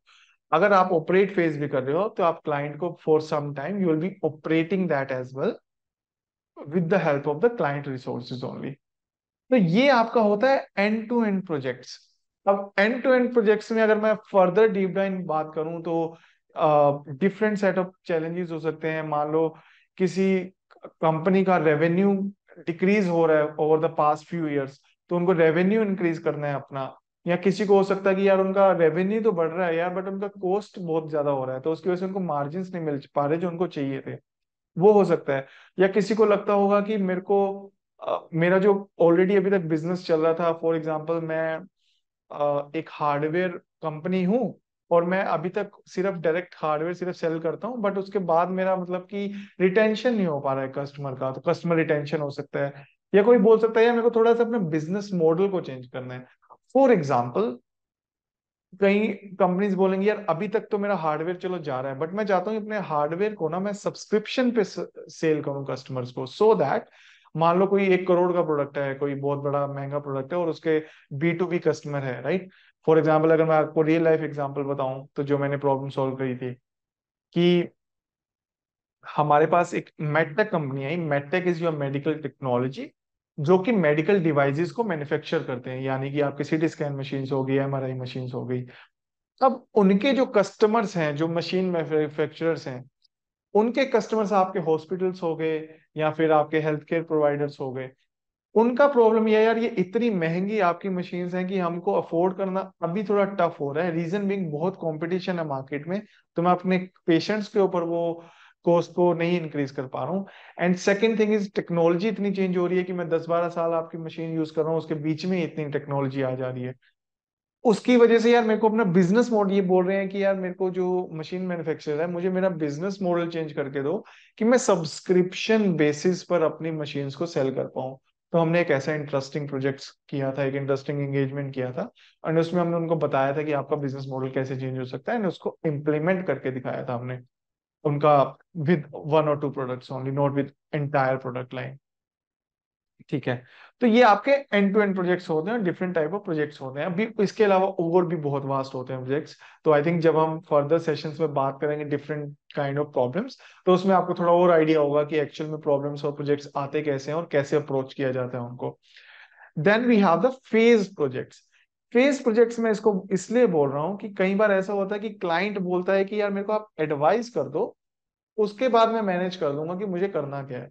तो आप उसको सिर्फ एडवाइस कर दोगे। कई बार ऐसा होगा, क्लाइंट बोले कि अच्छा ठीक है यार, मेरे पास मेरा रिकमेंडेशन वगैरह तो है, बट मेरे को ना इम्प्लीमेंट नहीं करना आ रहा है, इसको एग्जीक्यूट नहीं करना आ रहा है, तो आप मेरी एग्जीक्यूशन में हेल्प कर दो। फॉर एग्जाम्पल, क्लाइंट को ये पता है कि मेरे को 4 to 6 years में कोई पर्टिकुलर टेक्नोलॉजी है उसको एडॉप्ट करना है, या कोई पर्टिकुलर कोई ऑपरेशन प्लान है मेरा, या कोई स्ट्रेटेजिक प्लान है, स्ट्रेटेजिक इनिशिएटिव है, मुझे वो इम्प्लीमेंट करना है। तो उसको इम्प्लीमेंट करने के लिए जो हेल्प लगेगी वो कंसल्टिंग कंपनी प्रोवाइड करवाएगी।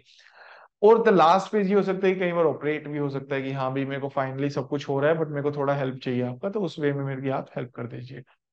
तो this is how we segment the projects into two different set of buckets. One is your end-to-end projects, ये आपका हो सकता है फेज्ड प्रोजेक्ट्स।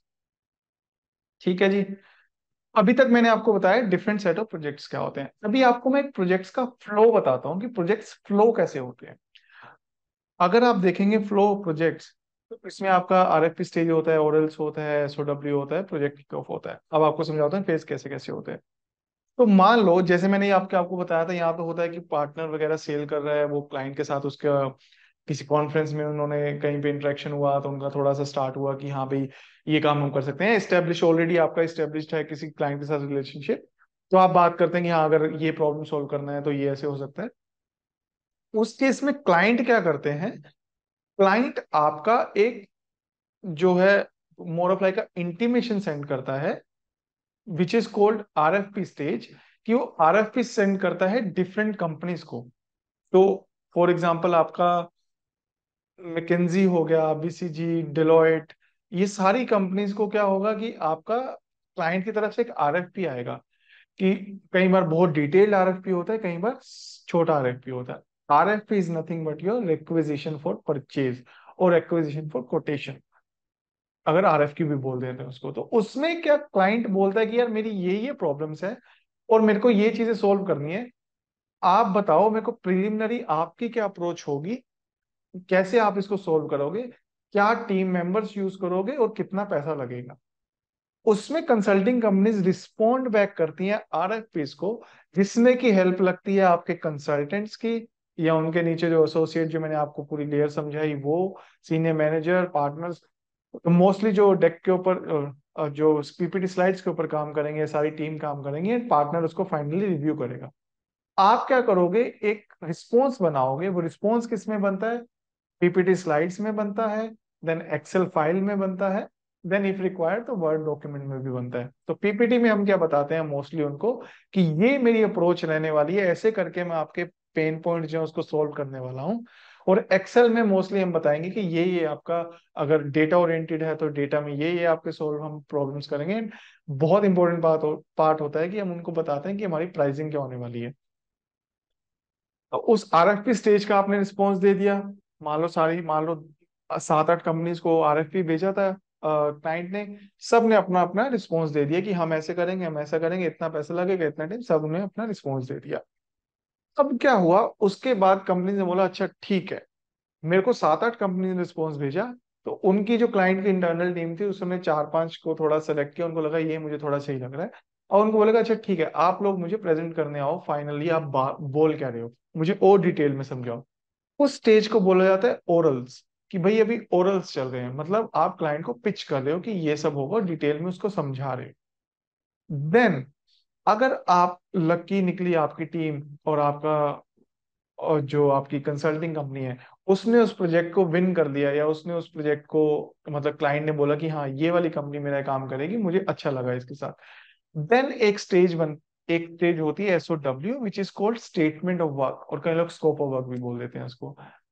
इसमें आपका क्या होता है, आपका डिफाइंड होता है कि अच्छा आपका फॉर एग्जांपल 6 मंथ्स की एंगेजमेंट है, या 6 मंथ्स का प्रोजेक्ट है, उसमें क्या क्या डिलीवरेबल मतलब क्या क्या आप मुझे काम करके देने वाले हो, क्या क्या PPT देने वाले हो, क्या क्या एक्सेल देने वाले हो, व्हाट नॉट, या फिर कोई और टूल यूज कर रहे हो, फॉर एग्जांपल एक विजियो टूल होता है जिसमें प्रोसेस फ्लोज बनाते हैं, कि आप वो मुझे क्या देने वाले हो। देन अपार्ट फ्रॉम दैट आप कितने टीम मेंबर्स को यूज करने वाले हो, देन आपका फाइनली कितने पैसे उसमें लगेंगे। उसमें क्या होगा, आपका जो क्लाइंट होगा और जो आपका कंसल्टिंग कंपनीज होगा, तो क्लाइंट के एंड से जो रिस्पॉन्सिबल होगा और कंसल्टिंग के एंड से जो रिस्पॉन्सिबल होगा, which is partner, they will tell कि वो लोग उसको साइन करेंगे और एक लीगल एग्रीमेंट साइन करेंगे कि ये सब चीजें होने वाली हैं। And that particular stage is called scope of work and statement of work. और ये बहुत ही इंपॉर्टेंट स्टेज होती है स्टेटमेंट ऑफ वर्क। इसका रीजन ये है, फॉर एग्जांपल किसी क्लाइंट ने बोला कि मेरी ये 4 प्रॉब्लम्स है, ये 4 प्रॉब्लम सॉल्व होंगी, बट ऐसा ना हो कि ओवर द पीरियड क्लाइंट बोले कि नहीं यार मुझे तो ये भी लग रहा है प्रॉब्लम, ये भी प्रॉब्लम हो रहा है, और उसकी वजह से कंसल्टिंग वाली टीम्स को थोड़ा स्ट्रेच भी करना पड़ा है। अपार्ट फ्रॉम दैट कंसल्टिंग को लग रहा है कि नहीं हमारा ये डिले हो जाएगा, और हम लोग और रिसोर्सेज हमें ऑनबोर्ड करेंगे तो हमारे प्रॉफिट्स कम हो जाएंगे, इसमें बहुत ज्यादा हमारे मार्जिन कम हो जाएंगे। वो उसको स्टेटमेंट ऑफ वर्क को दिखा सकता है कि ये लो भाई, ये हमने बात करी थी और हम ये काम करेंगे, अगर आपको इसके अलावा चाहिए तो हम आपको इसको एक्सपेंड करेंगे और हमें एक्स्ट्रा पैसे लगेंगे, कुछ भी मतलब उसका वे आउट निकालेंगे। ठीक है। Then the last part is the very important part, project kick off. आपका SOW बन गया है, क्लाइंट ने आपको काम करने के लिए बोल दिया है और आपको पता है क्या क्या काम करना है, तो आप प्रोजेक्ट किक ऑफ कर देते हो, प्रोजेक्ट स्टार्ट कर देते हो। आपकी जो टीम होती है, मान लो कोई पार्टनर है, उसके अंदर टीम है, सीनियर मैनेजर हो गया, देन मैनेजर हो गया, देन उसमें आपके कंसल्टेंट्स हो गए, सीनियर कंसल्टेंट्स हो गए, एनालिस्ट हो गए, ये लोग आपके उस पर्टिकुलर टीम को फॉर्म करेंगे, और वो पर्टिकुलर टीम आपकी काम करेगी उस पर्टिकुलर प्रोजेक्ट के ऊपर ओवर द पीरियड ऑफ जो आपने डिफाइन किया था कि 6 मंथ्स के लिए या 4 मंथ्स के लिए, वो सब हम काम करेंगे। अभी एक कंसल्टेंट जो होता है ना, उसका जो RFP स्टेज पे क्या काम होता है, वो उस पर्टिकुलर PPT स्लाइड को जो उसकी स्टोरी होती है उसमें काम करने का कोशिश करता है। तो एक टर्म मैं यूज करता हूँ, स्टोरी बोर्ड। तो बहुत इंपॉर्टेंट टर्म है और बहुत इंपॉर्टेंट स्किल सेट है कंसल्टिंग में। आप रिसर्च में चले जाइए, फ्रंट एंड में चले जाइए, story boarding is very very important.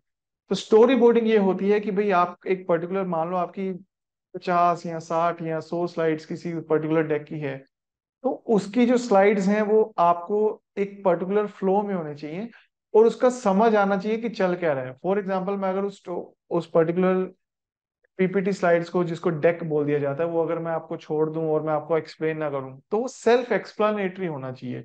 That is called story boarding. और वो स्टोरी बोर्डिंग हम आपको किसी सेशन में कवर करेंगे, आपको सिखाएंगे स्टोरी बोर्डिंग कैसे किया जाता है।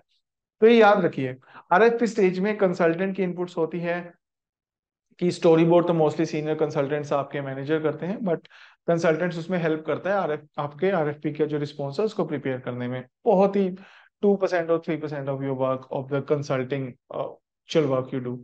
देन ओरल्स में आपके पार्टनर, सीनियर मैनेजर्स, ये लोग जाते हैं, आपकी प्रेजेंटेशंस दे के आते हैं। Then you have statement of work. This is a legal document which is being prepared between the legal teams of both client and consulting in company.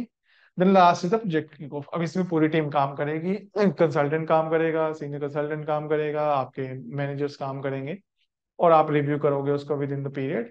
And apart from that आप क्या करोगे, with in the specific frequency आपके clients के साथ conversations होती हैं कि हम एवरी वीक या एवरी 2 वीक्स या वीक में 2 बार हम आपसे बात करेंगे। वो इसलिए करेंगे कि हम अंडरस्टैंड करेंगे कि जो हमने प्रपोज सोल्यूशन बताया था, अभी हम आपको और अंडरस्टैंड करना चाहते हैं कि आपकी प्रॉब्लम क्या है, और हम उसके अराउंड सोल्यूशन जो बना रहे हैं उसको आपके साथ कैसे अलाइन करना है। तो ऐसा नहीं होता कि साइलोज में जाके पीछे बैठ के लैपटॉप पे बैठ के स्लाइड बनाते हैं और लास्ट डे पे चले जाते हैं ये हमने काम किया, नहीं। क्लाइंट के साथ आपको काम करना पड़ता है, क्लाइंट के साथ। इसीलिए आप देखेंगे जो कंसल्टेंट्स होते हैं बहुत ज्यादा ट्रेवल करते हैं, क्योंकि उनको कंसल्ट क्लाइंट के साथ एक्चुअल में काम करना पड़ता है और उनको समझना पड़ता है कि क्या प्रॉब्लम है। अगर ट्रेवल नहीं कर रहे हो तो आपकी वर्चुअल कॉल्स में होती है और आपका डेली कॉल्स होती हैं, कई बार वीक में एक बार होती है। You understand from the client कि आपको कैसे अलाइन करना है आपके प्रपोज सॉल्यूशन के ऊपर और प्रॉब्लम स्टेटमेंट के ऊपर। तो ये I think project kick of के ड्यूरिंग डिफरेंट डिफरेंट फेजेस होते हैं। उसकी हम बात करेंगे जब हम सेशन में किसी में बात करेंगे कि हम एक्चुअल में प्रोजेक्ट को कैसे स्टार्ट किया, क्या क्या हमने बात की, कैसे कैसे प्रॉब्लम को सॉल्व किया। चलिए जी, अब लास्ट है इस पर्टिकुलर सेगमेंट में कंसल्टिंग में आपका की skills and competencies required. I think सबको ईगरनेस है कि भाई क्या क्या स्किल्स चाहिए, या फिर अगर आप मैं कंसल्टिंग में अगर घुस गया हूँ तो तब क्या स्किल्स चाहिए। तो कई लोग क्या होते हैं कि आई थिंक वो बोलते हैं कि अच्छा ठीक है, एक बार कंसल्टिंग में घुस जाते हैं उसके बाद सॉर्टेड है। नहीं, जब कंसल्टिंग में घुस जाते हो, एंट्री हो जाती है, उसके बाद आपका रियल जो टेस्ट है वो स्टार्ट होता है आपके स्किल सेट का। तो अगर मैं इसमें बात करूं, सबसे पहला की स्किल या कॉम्पिटेंसी की बात करूं, which is very very very important, मैं बहुत एम्फेसाइज करूंगा इसके ऊपर कि स्टेक होल्डर मैनेजमेंट और कम्युनिकेशन। क्लाइंट वर्कशॉप्स के लिए तो चाहिए ही चाहिए, बट उसके अलावा भी आपको मैनेज करना है चीजों को, डिफरेंट स्टेक होल्डर्स को। कंसल्टिंग में अगर आपको समझा होगा अभी तक, तो मेजरली कोई, अगर मैं बोलूं, टेंजिबल ऐसा कुछ नहीं है कि यार आपने कुछ मैन्युफैक्चर करके दे दिया। वो आप कुछ एडवाइस कर रहे हो, आप कुछ प्रॉब्लम स्टेटमेंट को समझ रहे हो, आप कुछ कॉन्वर्सेशन कर रहे हो क्लाइंट स्टेक होल्डर के साथ, या विद इन टीम भी कॉन्वर्सेशन कर रहे हो। The way you are going to communicate is going to be very very important. अब मेरे को यहाँ पर ये चीज करेक्ट करनी है कि कम्युनिकेट का मतलब इंग्लिश बिल्कुल नहीं है। हाँ, इंग्लिश बहुत इंपॉर्टेंट पार्ट है, बट इतना इंपॉर्टेंट नहीं है कि किसी को लगे यार मैं इंग्लिश में इतना अच्छा नहीं हूं तो मैं कम्युनिकेट नहीं कर पाऊंगा तो मैं कंसल्टिंग ही छोड़ देता हूँ। नो, कम्युनिकेट का मतलब आपकी थॉट्स, आपकी अप्रोच बहुत क्लियर होनी चाहिए माइंड में। कि फॉर एग्जांपल मेरे पास क्लाइंट साइड से कोई मैनेजर, मुझे उससे बात करनी है, या विद इन टीम मेरे को किसी पार्टनर से क्या बात करनी है, उनको कैसे मैनेज करना है। उसके लिए आप पहले समझते हो उनकी प्रॉब्लम को, then you try to solve, then you try to give your ideas, right, कि ये हो सकता है, और फिर उसके ऊपर आप इम्प्लीमेंट करते हो। तो स्टेक होल्डर मैनेजमेंट में आपको ये जरूर समझना होगा कि ऐसा ना हो कि यार आप सुन ही नहीं रहे हैं, आप सिर्फ अपना बोले जा रहे हैं, आपकी जो आपकी नॉलेज है वो आप को पता है कि ये सब हो सकता है और आप उसके बारे में ही सिर्फ बात करते रह रहे हैं। नहीं, सुनना, to listen to your clients is going to be very very important, and even to the other stake holders. अगर स्टेक होल्डर्स आपके खुश है ना आपके कंसल्टिंग में, अगर आपको काम नहीं भी, मतलब कि आप ना बहुत अच्छा कर पाए जो आपको करना था, तो आप किसी तरीके से मैनेज कर जाएंगे। तो इस जरूर बात को जरूर याद रखिए कि स्टेक होल्डर मैनेजमेंट, उसके लिए आप क्या करें। उसके लिए आई थिंक आप try to have conversations with people. अगर आप कोई टॉपिक है उसको डिस्कस करते हैं लोगों के साथ, तो आपको समझ आता है कि कैसे बात सुननी है और कैसे रिस्पॉन्ड बैक करना है। थोड़ा सा मतलब मैं बोलूंगा कि अपने थिंकिंग को ब्रॉड करने की ट्राई करें, देन अपने पर्सपेक्टिव कैसे लोगों के होते हैं उसको एक्सेप्ट करें, और लोगों के ओपिनियन क्या है, then try to understand, try to analyse the same. ठीक है। तो उसके the second important part is the project management. अभी मैंने आपको बताया कि फॉर एग्जांपल 6 मंथ्स का प्रोजेक्ट है, मान लो 4 मंथ्स का प्रोजेक्ट है। तो अब ऐसा नहीं है कि यार आप ऐसा काम कर रहे हो कि वो सालों साल चले जा रहे हैं। नहीं, टाइम सेंसिटिव बहुत होता है यहाँ पर कंसल्टिंग में, कि मान लो 6 मंथ्स का काम है तो 6 मंथ्स में हो जाना चाहिए, 2 मंथ्स का काम है तो 2 मंथ्स में हो जाना चाहिए। द रीजन बीइंग, क्लाइंट के पास इतना टाइम नहीं है कि वो आपको इतना ज्यादा एंटरटेन कर सके, उसको अपने बहुत सारे काम है। और उसके अलावा आपके पास इतना ज्यादा बजट्स नहीं है, आपके पास इतने कंसल्टिंग में रिसोर्सेज नहीं है कि भाई आप उसमें काम में लगे रहे। तो प्रोजेक्ट को मैनेज करना, I think management, to be honest, mostly आपकी एंगेजमेंट मैनेजर्स या सीनियर मैनेजर्स कर रहे होते हैं कि कैसे इसको चलाना है। But I think you should know that skill, कि चीजों को कैसे मैनेज करना है। फॉर एग्जाम्पल मुझे कोई पर्टिकुलर थीम या किसी पर्टिकुलर टॉपिक के ऊपर काम करना है, और वो मुझे 2 या 3 दिन में कंप्लीट करना है, तो मुझे मुझे मैनेज करना आना चाहिए कि पहले दिन में इतना काम करना है, दूसरे दिन में इतना, तीसरे दिन में इतना। और ऐसा नहीं करना है कि मान लो मुझे किसी पर्टिकुलर टास्क कोई मिला है, मुझे मोस्ट ऑफ द टाइम्स ऐसा होगा आपका डेली रिव्यू होगा। बट अगर आपको लगे यार मेरे को नहीं समझ आ रही चीजें, तो आप फटाफट से रिव्यू करवा लीजिए अपने इमीडिएट सीनियर से, सो दैट आप बहुत ज्यादा काम ना कर लें और वो पूरा ही आपको रिपीट करना पड़े। तो इसका मतलब आपको प्रोजेक्ट को मैनेज करना आना चाहिए। मैनेज करने के लिए आपको अर्ली फीडबैक लेना बहुत इंपॉर्टेंट है। तो आप अर्ली फीडबैक लीजिए कोई भी काम आप कर रहे हैं और उसको इम्प्लीमेंट कीजिए अपना। Then the third part is generating insights. I would say इस पार्ट के बिना तो कोई कंसल्टिंग ही नहीं कर सकता है। जनरेटिंग इनसाइट्स का मीनिंग ये है, मान लो मेरे को किसी क्लाइंट ने बताया कि मेरे पास ये प्रॉब्लम है, अगर और आप उसकी ये प्रॉब्लम को सोल्व करने जा रहे हो, तो आप हवा में बात नहीं करके आ सकते। तो उसके लिए आपको नॉलेज होनी चाहिए उस पर्टिकुलर क्लाइंट की, आपको नॉलेज होनी चाहिए उस पर्टिकुलर इंडस्ट्री की, आपको नॉलेज होनी चाहिए उस पर्टिकुलर सेक्टर की। फॉर एग्जाम्पल, मैं अभी किसी क्लाइंट को कोई प्रॉब्लम सोल्व कर रहा हूँ या किसी क्लाइंट को कुछ बता रहा हूँ कि यार ये सब चीजें करने से आपकी ये सब चीजें ठीक हो जाएंगी। अगर मैं एग्जांपल दूं, फॉर एग्जांपल मैंने जैसे अभी मेडिकल डिवाइसेस वाले मैन्युफैक्चरर की बात की थी, मैं उसको बोल के अरे यार तू सब्सक्रिप्शन पे जाके सेल कर दे, नहीं। Every conversation in consulting should be backed by data, should be backed by facts. आप ऐसे हवा में बात करेंगे कोई मानेगा नहीं। और अगर अब मैं आपको बताऊं, अगर ये तो आपको जो स्लाइड देख रहे हो, कंसल्टिंग की कोई भी स्लाइड के नीचे आपको बिना रिसोर्स के वो स्लाइड दिखेगी नहीं। मतलब वहां पे सोर्स मेंशन होता है कि ये आप कहाँ से लेके आए हो, अगर आप किसी चीज के बारे में बात कर रहे हो तो। फॉर एग्जांपल, मैं अगर यहाँ पे डेटा मैनेज कर देता या मैं डेटा मेंशन करता, मैं यहाँ पर कोई फैक्ट को मेंशन करता, तो I need to mention the source, वो बात आई कहाँ से है। ठीक है। तो generating insights is very important. The reason being, for example medical devices का जैसे मैंने एग्जांपल दिया, उसमें हम बता रहे हैं कि आपको सब्सक्रिप्शन में सेल करना चाहिए। तो उसके लिए जो टीम्स होंगी, कंसल्टिंग की टीम्स और बैकएंड टीम्स, उनको बहुत ज्यादा रीड करना पड़ेगा, उनको बहुत ज्यादा इन अ वे, मतलब 2-3 दिन उनको पहले तो यही एक हमारा ना प्री वर्क करके एक चीज होता है कि मान लो वर्क मेरा वीक नेक्स्ट वीक से काम स्टार्ट हो रहा है, तो मैं इस वीक जीरो में, इसको वीक जीरो बोल दिया जाता है, इसमें थोड़ा सा अंडरस्टैंडिंग डेवलप करूंगा, थोड़ा सा इसमें ऐसा वार्म करूंगा अपने आप को। वार्म अप करते हैं ना एक्सरसाइज में, ऐसे वार्म अप करूंगा कि ये चीजें हैं, और उसके लिए मैं गैदर करूंगा चीजों को। तो उसके लिए आपको फॉर एग्जांपल मैं जैसे ही आपको बताया कि सब्सक्रिप्शन पे सेल कर रहा है, अभी मेरे को मार्केट ट्रेंड्स जानने हैं यार कि मार्केट ट्रेंड मार्केट में चल क्या रहा है। मैं क्लाइंट को तो बोल दूंगा, बट उसके लिए मुझे पहले पता होना चाहिए कि मार्केट में चल क्या रहा है।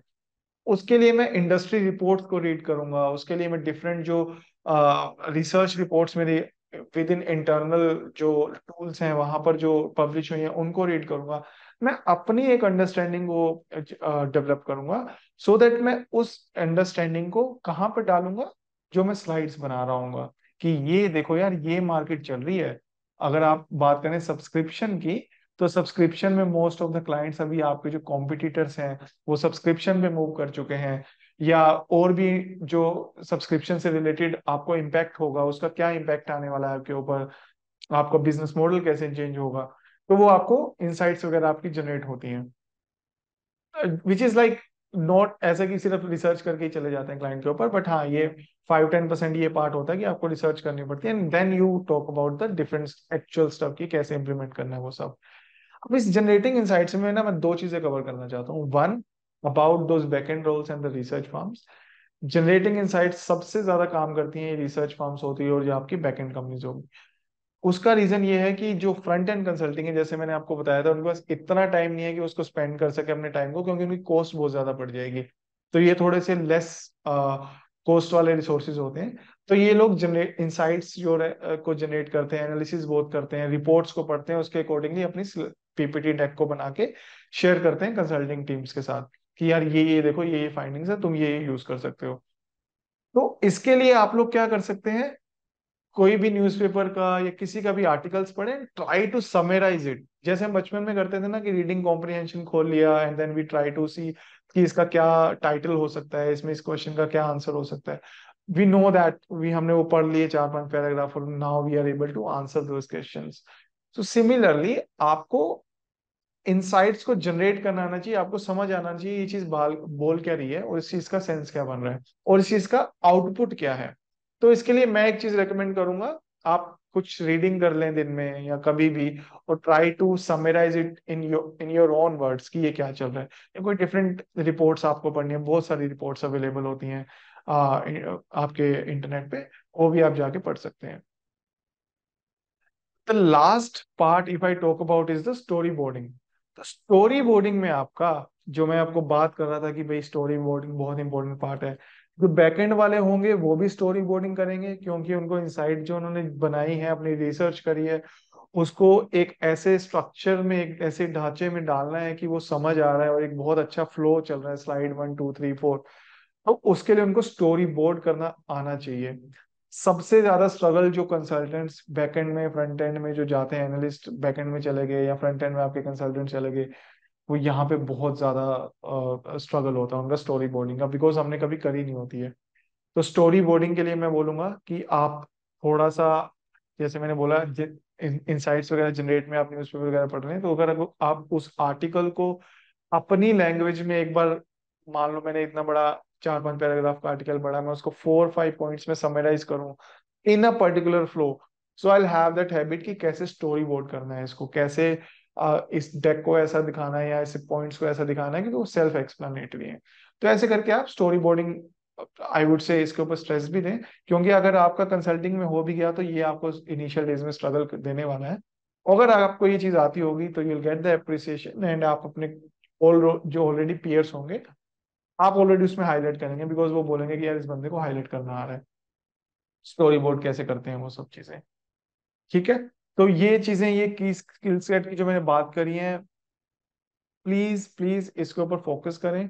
हम ऑफ कोर्स गेस्टिमेट्स की बात करेंगे, हम केस स्टडीज की बात करेंगे, बट फंडामेंटल जो फाउंडेशंस होने वाली हैं ये सब हैं आपकी, generating insight, story boarding, stake holder management, ये बहुत इंपॉर्टेंट है। फॉर एग्जांपल, एक छोटा सा एग्जांपल दूं तो आप जब गेस्टिमेट सोल्व करते हैं कंसल्टिंग इंटरव्यू में, तो उसमें आप स्ट्रक्चर्ड अप्रोच बनाते हैं ना, वो अप्रोच के लिए आपको उसको स्टोरी बोर्ड करना पड़ता है, या फिर आपको कोई ना कोई इंसाइट्स होती हैं, कोई अगर आपने आपको ऐसी केस स्टडी सोल्व करनी है कि भाई जिसमें डेटा बहुत सारा दिया, तो how would you do that, you would generate insights.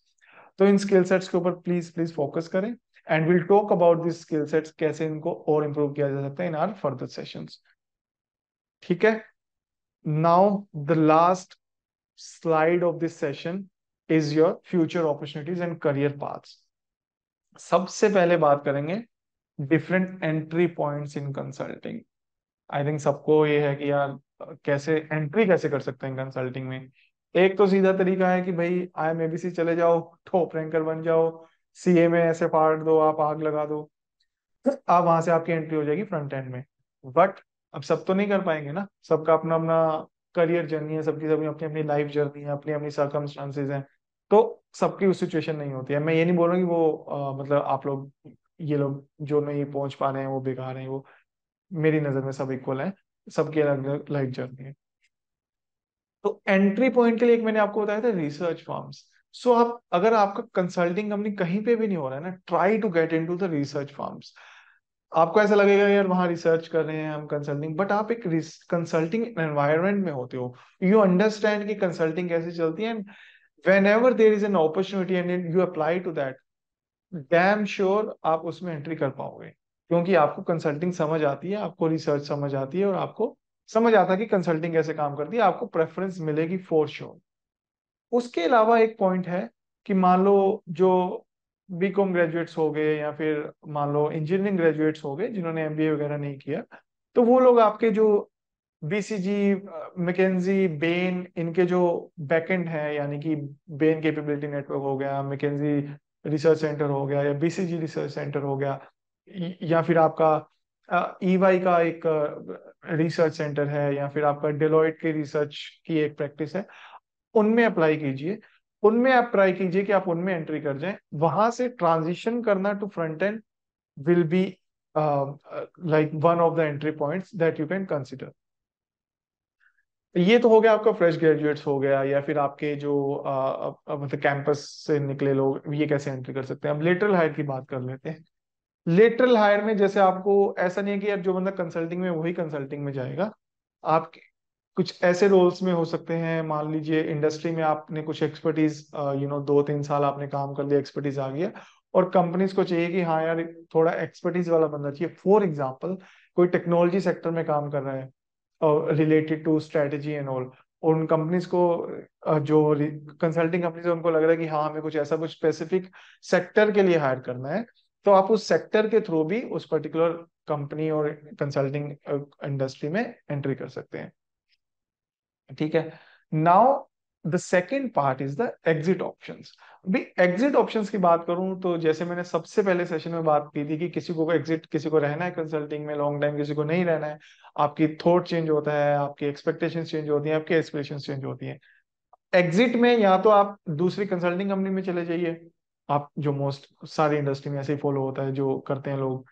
नहीं तो अदर ऑप्शन ये है कि आप एग्जिट करने के लिए किसी इंडस्ट्री में मूव कर सकते हो। कंसल्टिंग में अगर आप काम करते हो तो आप मोस्टली ये लोग सुनोगे यार मैं कंसल्टिंग से अब इंडस्ट्री में मूव करना चाहता हूँ। इंडस्ट्री इज नथिंग बट जो डिफरेंट कंपनीज हैं एक्चुअल में, जो आपके क्लाइंट्स हैं, जो क्लाइंट्स नहीं भी हैं। फॉर एग्जाम्पल कोई एफएमसीजी कंपनी है, या कोई आपकी टेक्नोलॉजी कंपनी है, कोई आपकी ऑयल एंड गैस कंपनी है, आपको उस कंपनी में जाना। और आप जाओगे कहाँ पे? आप जाओगे उनके स्ट्रेटेजी टीम्स में। तो हाँ, जितनी भी ये कंपनीज है इंडस्ट्री, इनमें मोस्ट ऑफ द कंपनीज में एक रोल होता है corporate strategy role. Corporate strategy role में आप लोग ये सब काम करते हो जो रिलेटेड टू स्ट्रेटेजी कंसल्टिंग होगा। जो मेरा थर्ड जो आपको बकेट दिख रहा है ना, other role similar to consulting, वो कॉर्पोरेट स्ट्रेटेजी रोल है। कॉर्पोरेट स्ट्रेटेजी रोल में आप लोग कंसल्टिंग ही करते हो but for the internal client. For example मैं आज किसी कंपनी में मान लो गूगल में मैं चला गया, उनकी एक कॉर्पोरेट स्ट्रेटेजी कंपनी है, कोई भी कंपनी होगी, उनको एक इन हाउस कंसल्टिंग भी एक कंटिन्यूस रिक्वायरमेंट रहती है जो कि एमडी या सीईओ टीम के अंदर काम करते हैं। वो वाली जो टीम होती है उसको कॉर्पोरेट स्ट्रेटेजी टीम बोलते हैं। और वो लोग यही काम करते हैं, आपका स्ट्रेटेजी कंसल्टिंग प्रोवाइड करवाते हैं टू देयर ओन ऑर्गेनाइजेशन। तो ऐसा करके आप, ऐसा नहीं है कि किसी को अगर स्ट्रेटेजी में मजा आ रहा है और वो कंसल्टिंग कंपनी में नहीं जा पा रहा तो बोले कि यार नहीं यार ये तो हो ही नहीं पा रहा है, तो आप किसी और दूसरी कंपनीज में जो कि इंडस्ट्री में है उनके कॉर्पोरेट स्ट्रेटेजी रोल्स को भी ट्राई कर सकते हैं। या फिर इनको लूजली टर्म्स में ईए भी बोल दिया जाता है, ईए टू सीईओ और EA to any CXO. Those roles are like also more of less like your strategy consulting roles only. तो ये आपके डिफरेंट अपॉर्चुनिटीज हैं एंट्री करने की। ऑफ कोर्स हम डिटेल में बात करेंगे, हमारे लाइव सेशंस आएंगे तब हम बात करेंगे, आपके डाउट्स होंगे क्यूएनए में कि कैसे कैसे एंट्री करना है, और आपके कोई पर्टिकुलर क्वेश्चंस होंगे ऑफ कोर्स हमारे सेशन से। So will try to address those questions and then आपका एग्जिट ऑप्शंस की बात होगी एंड देन आपके अदर सिमिलर रोल्स हो गए। So, thank you so much, friends. I hope you enjoyed it. And the more important part is, I hope you learned something new about the consulting today. And I hope आप लोग को थोड़ा actual में समझ आएगा कि actual में consulting में होता क्या है apart from the outside world. So thank you so much, will meet in the next session now.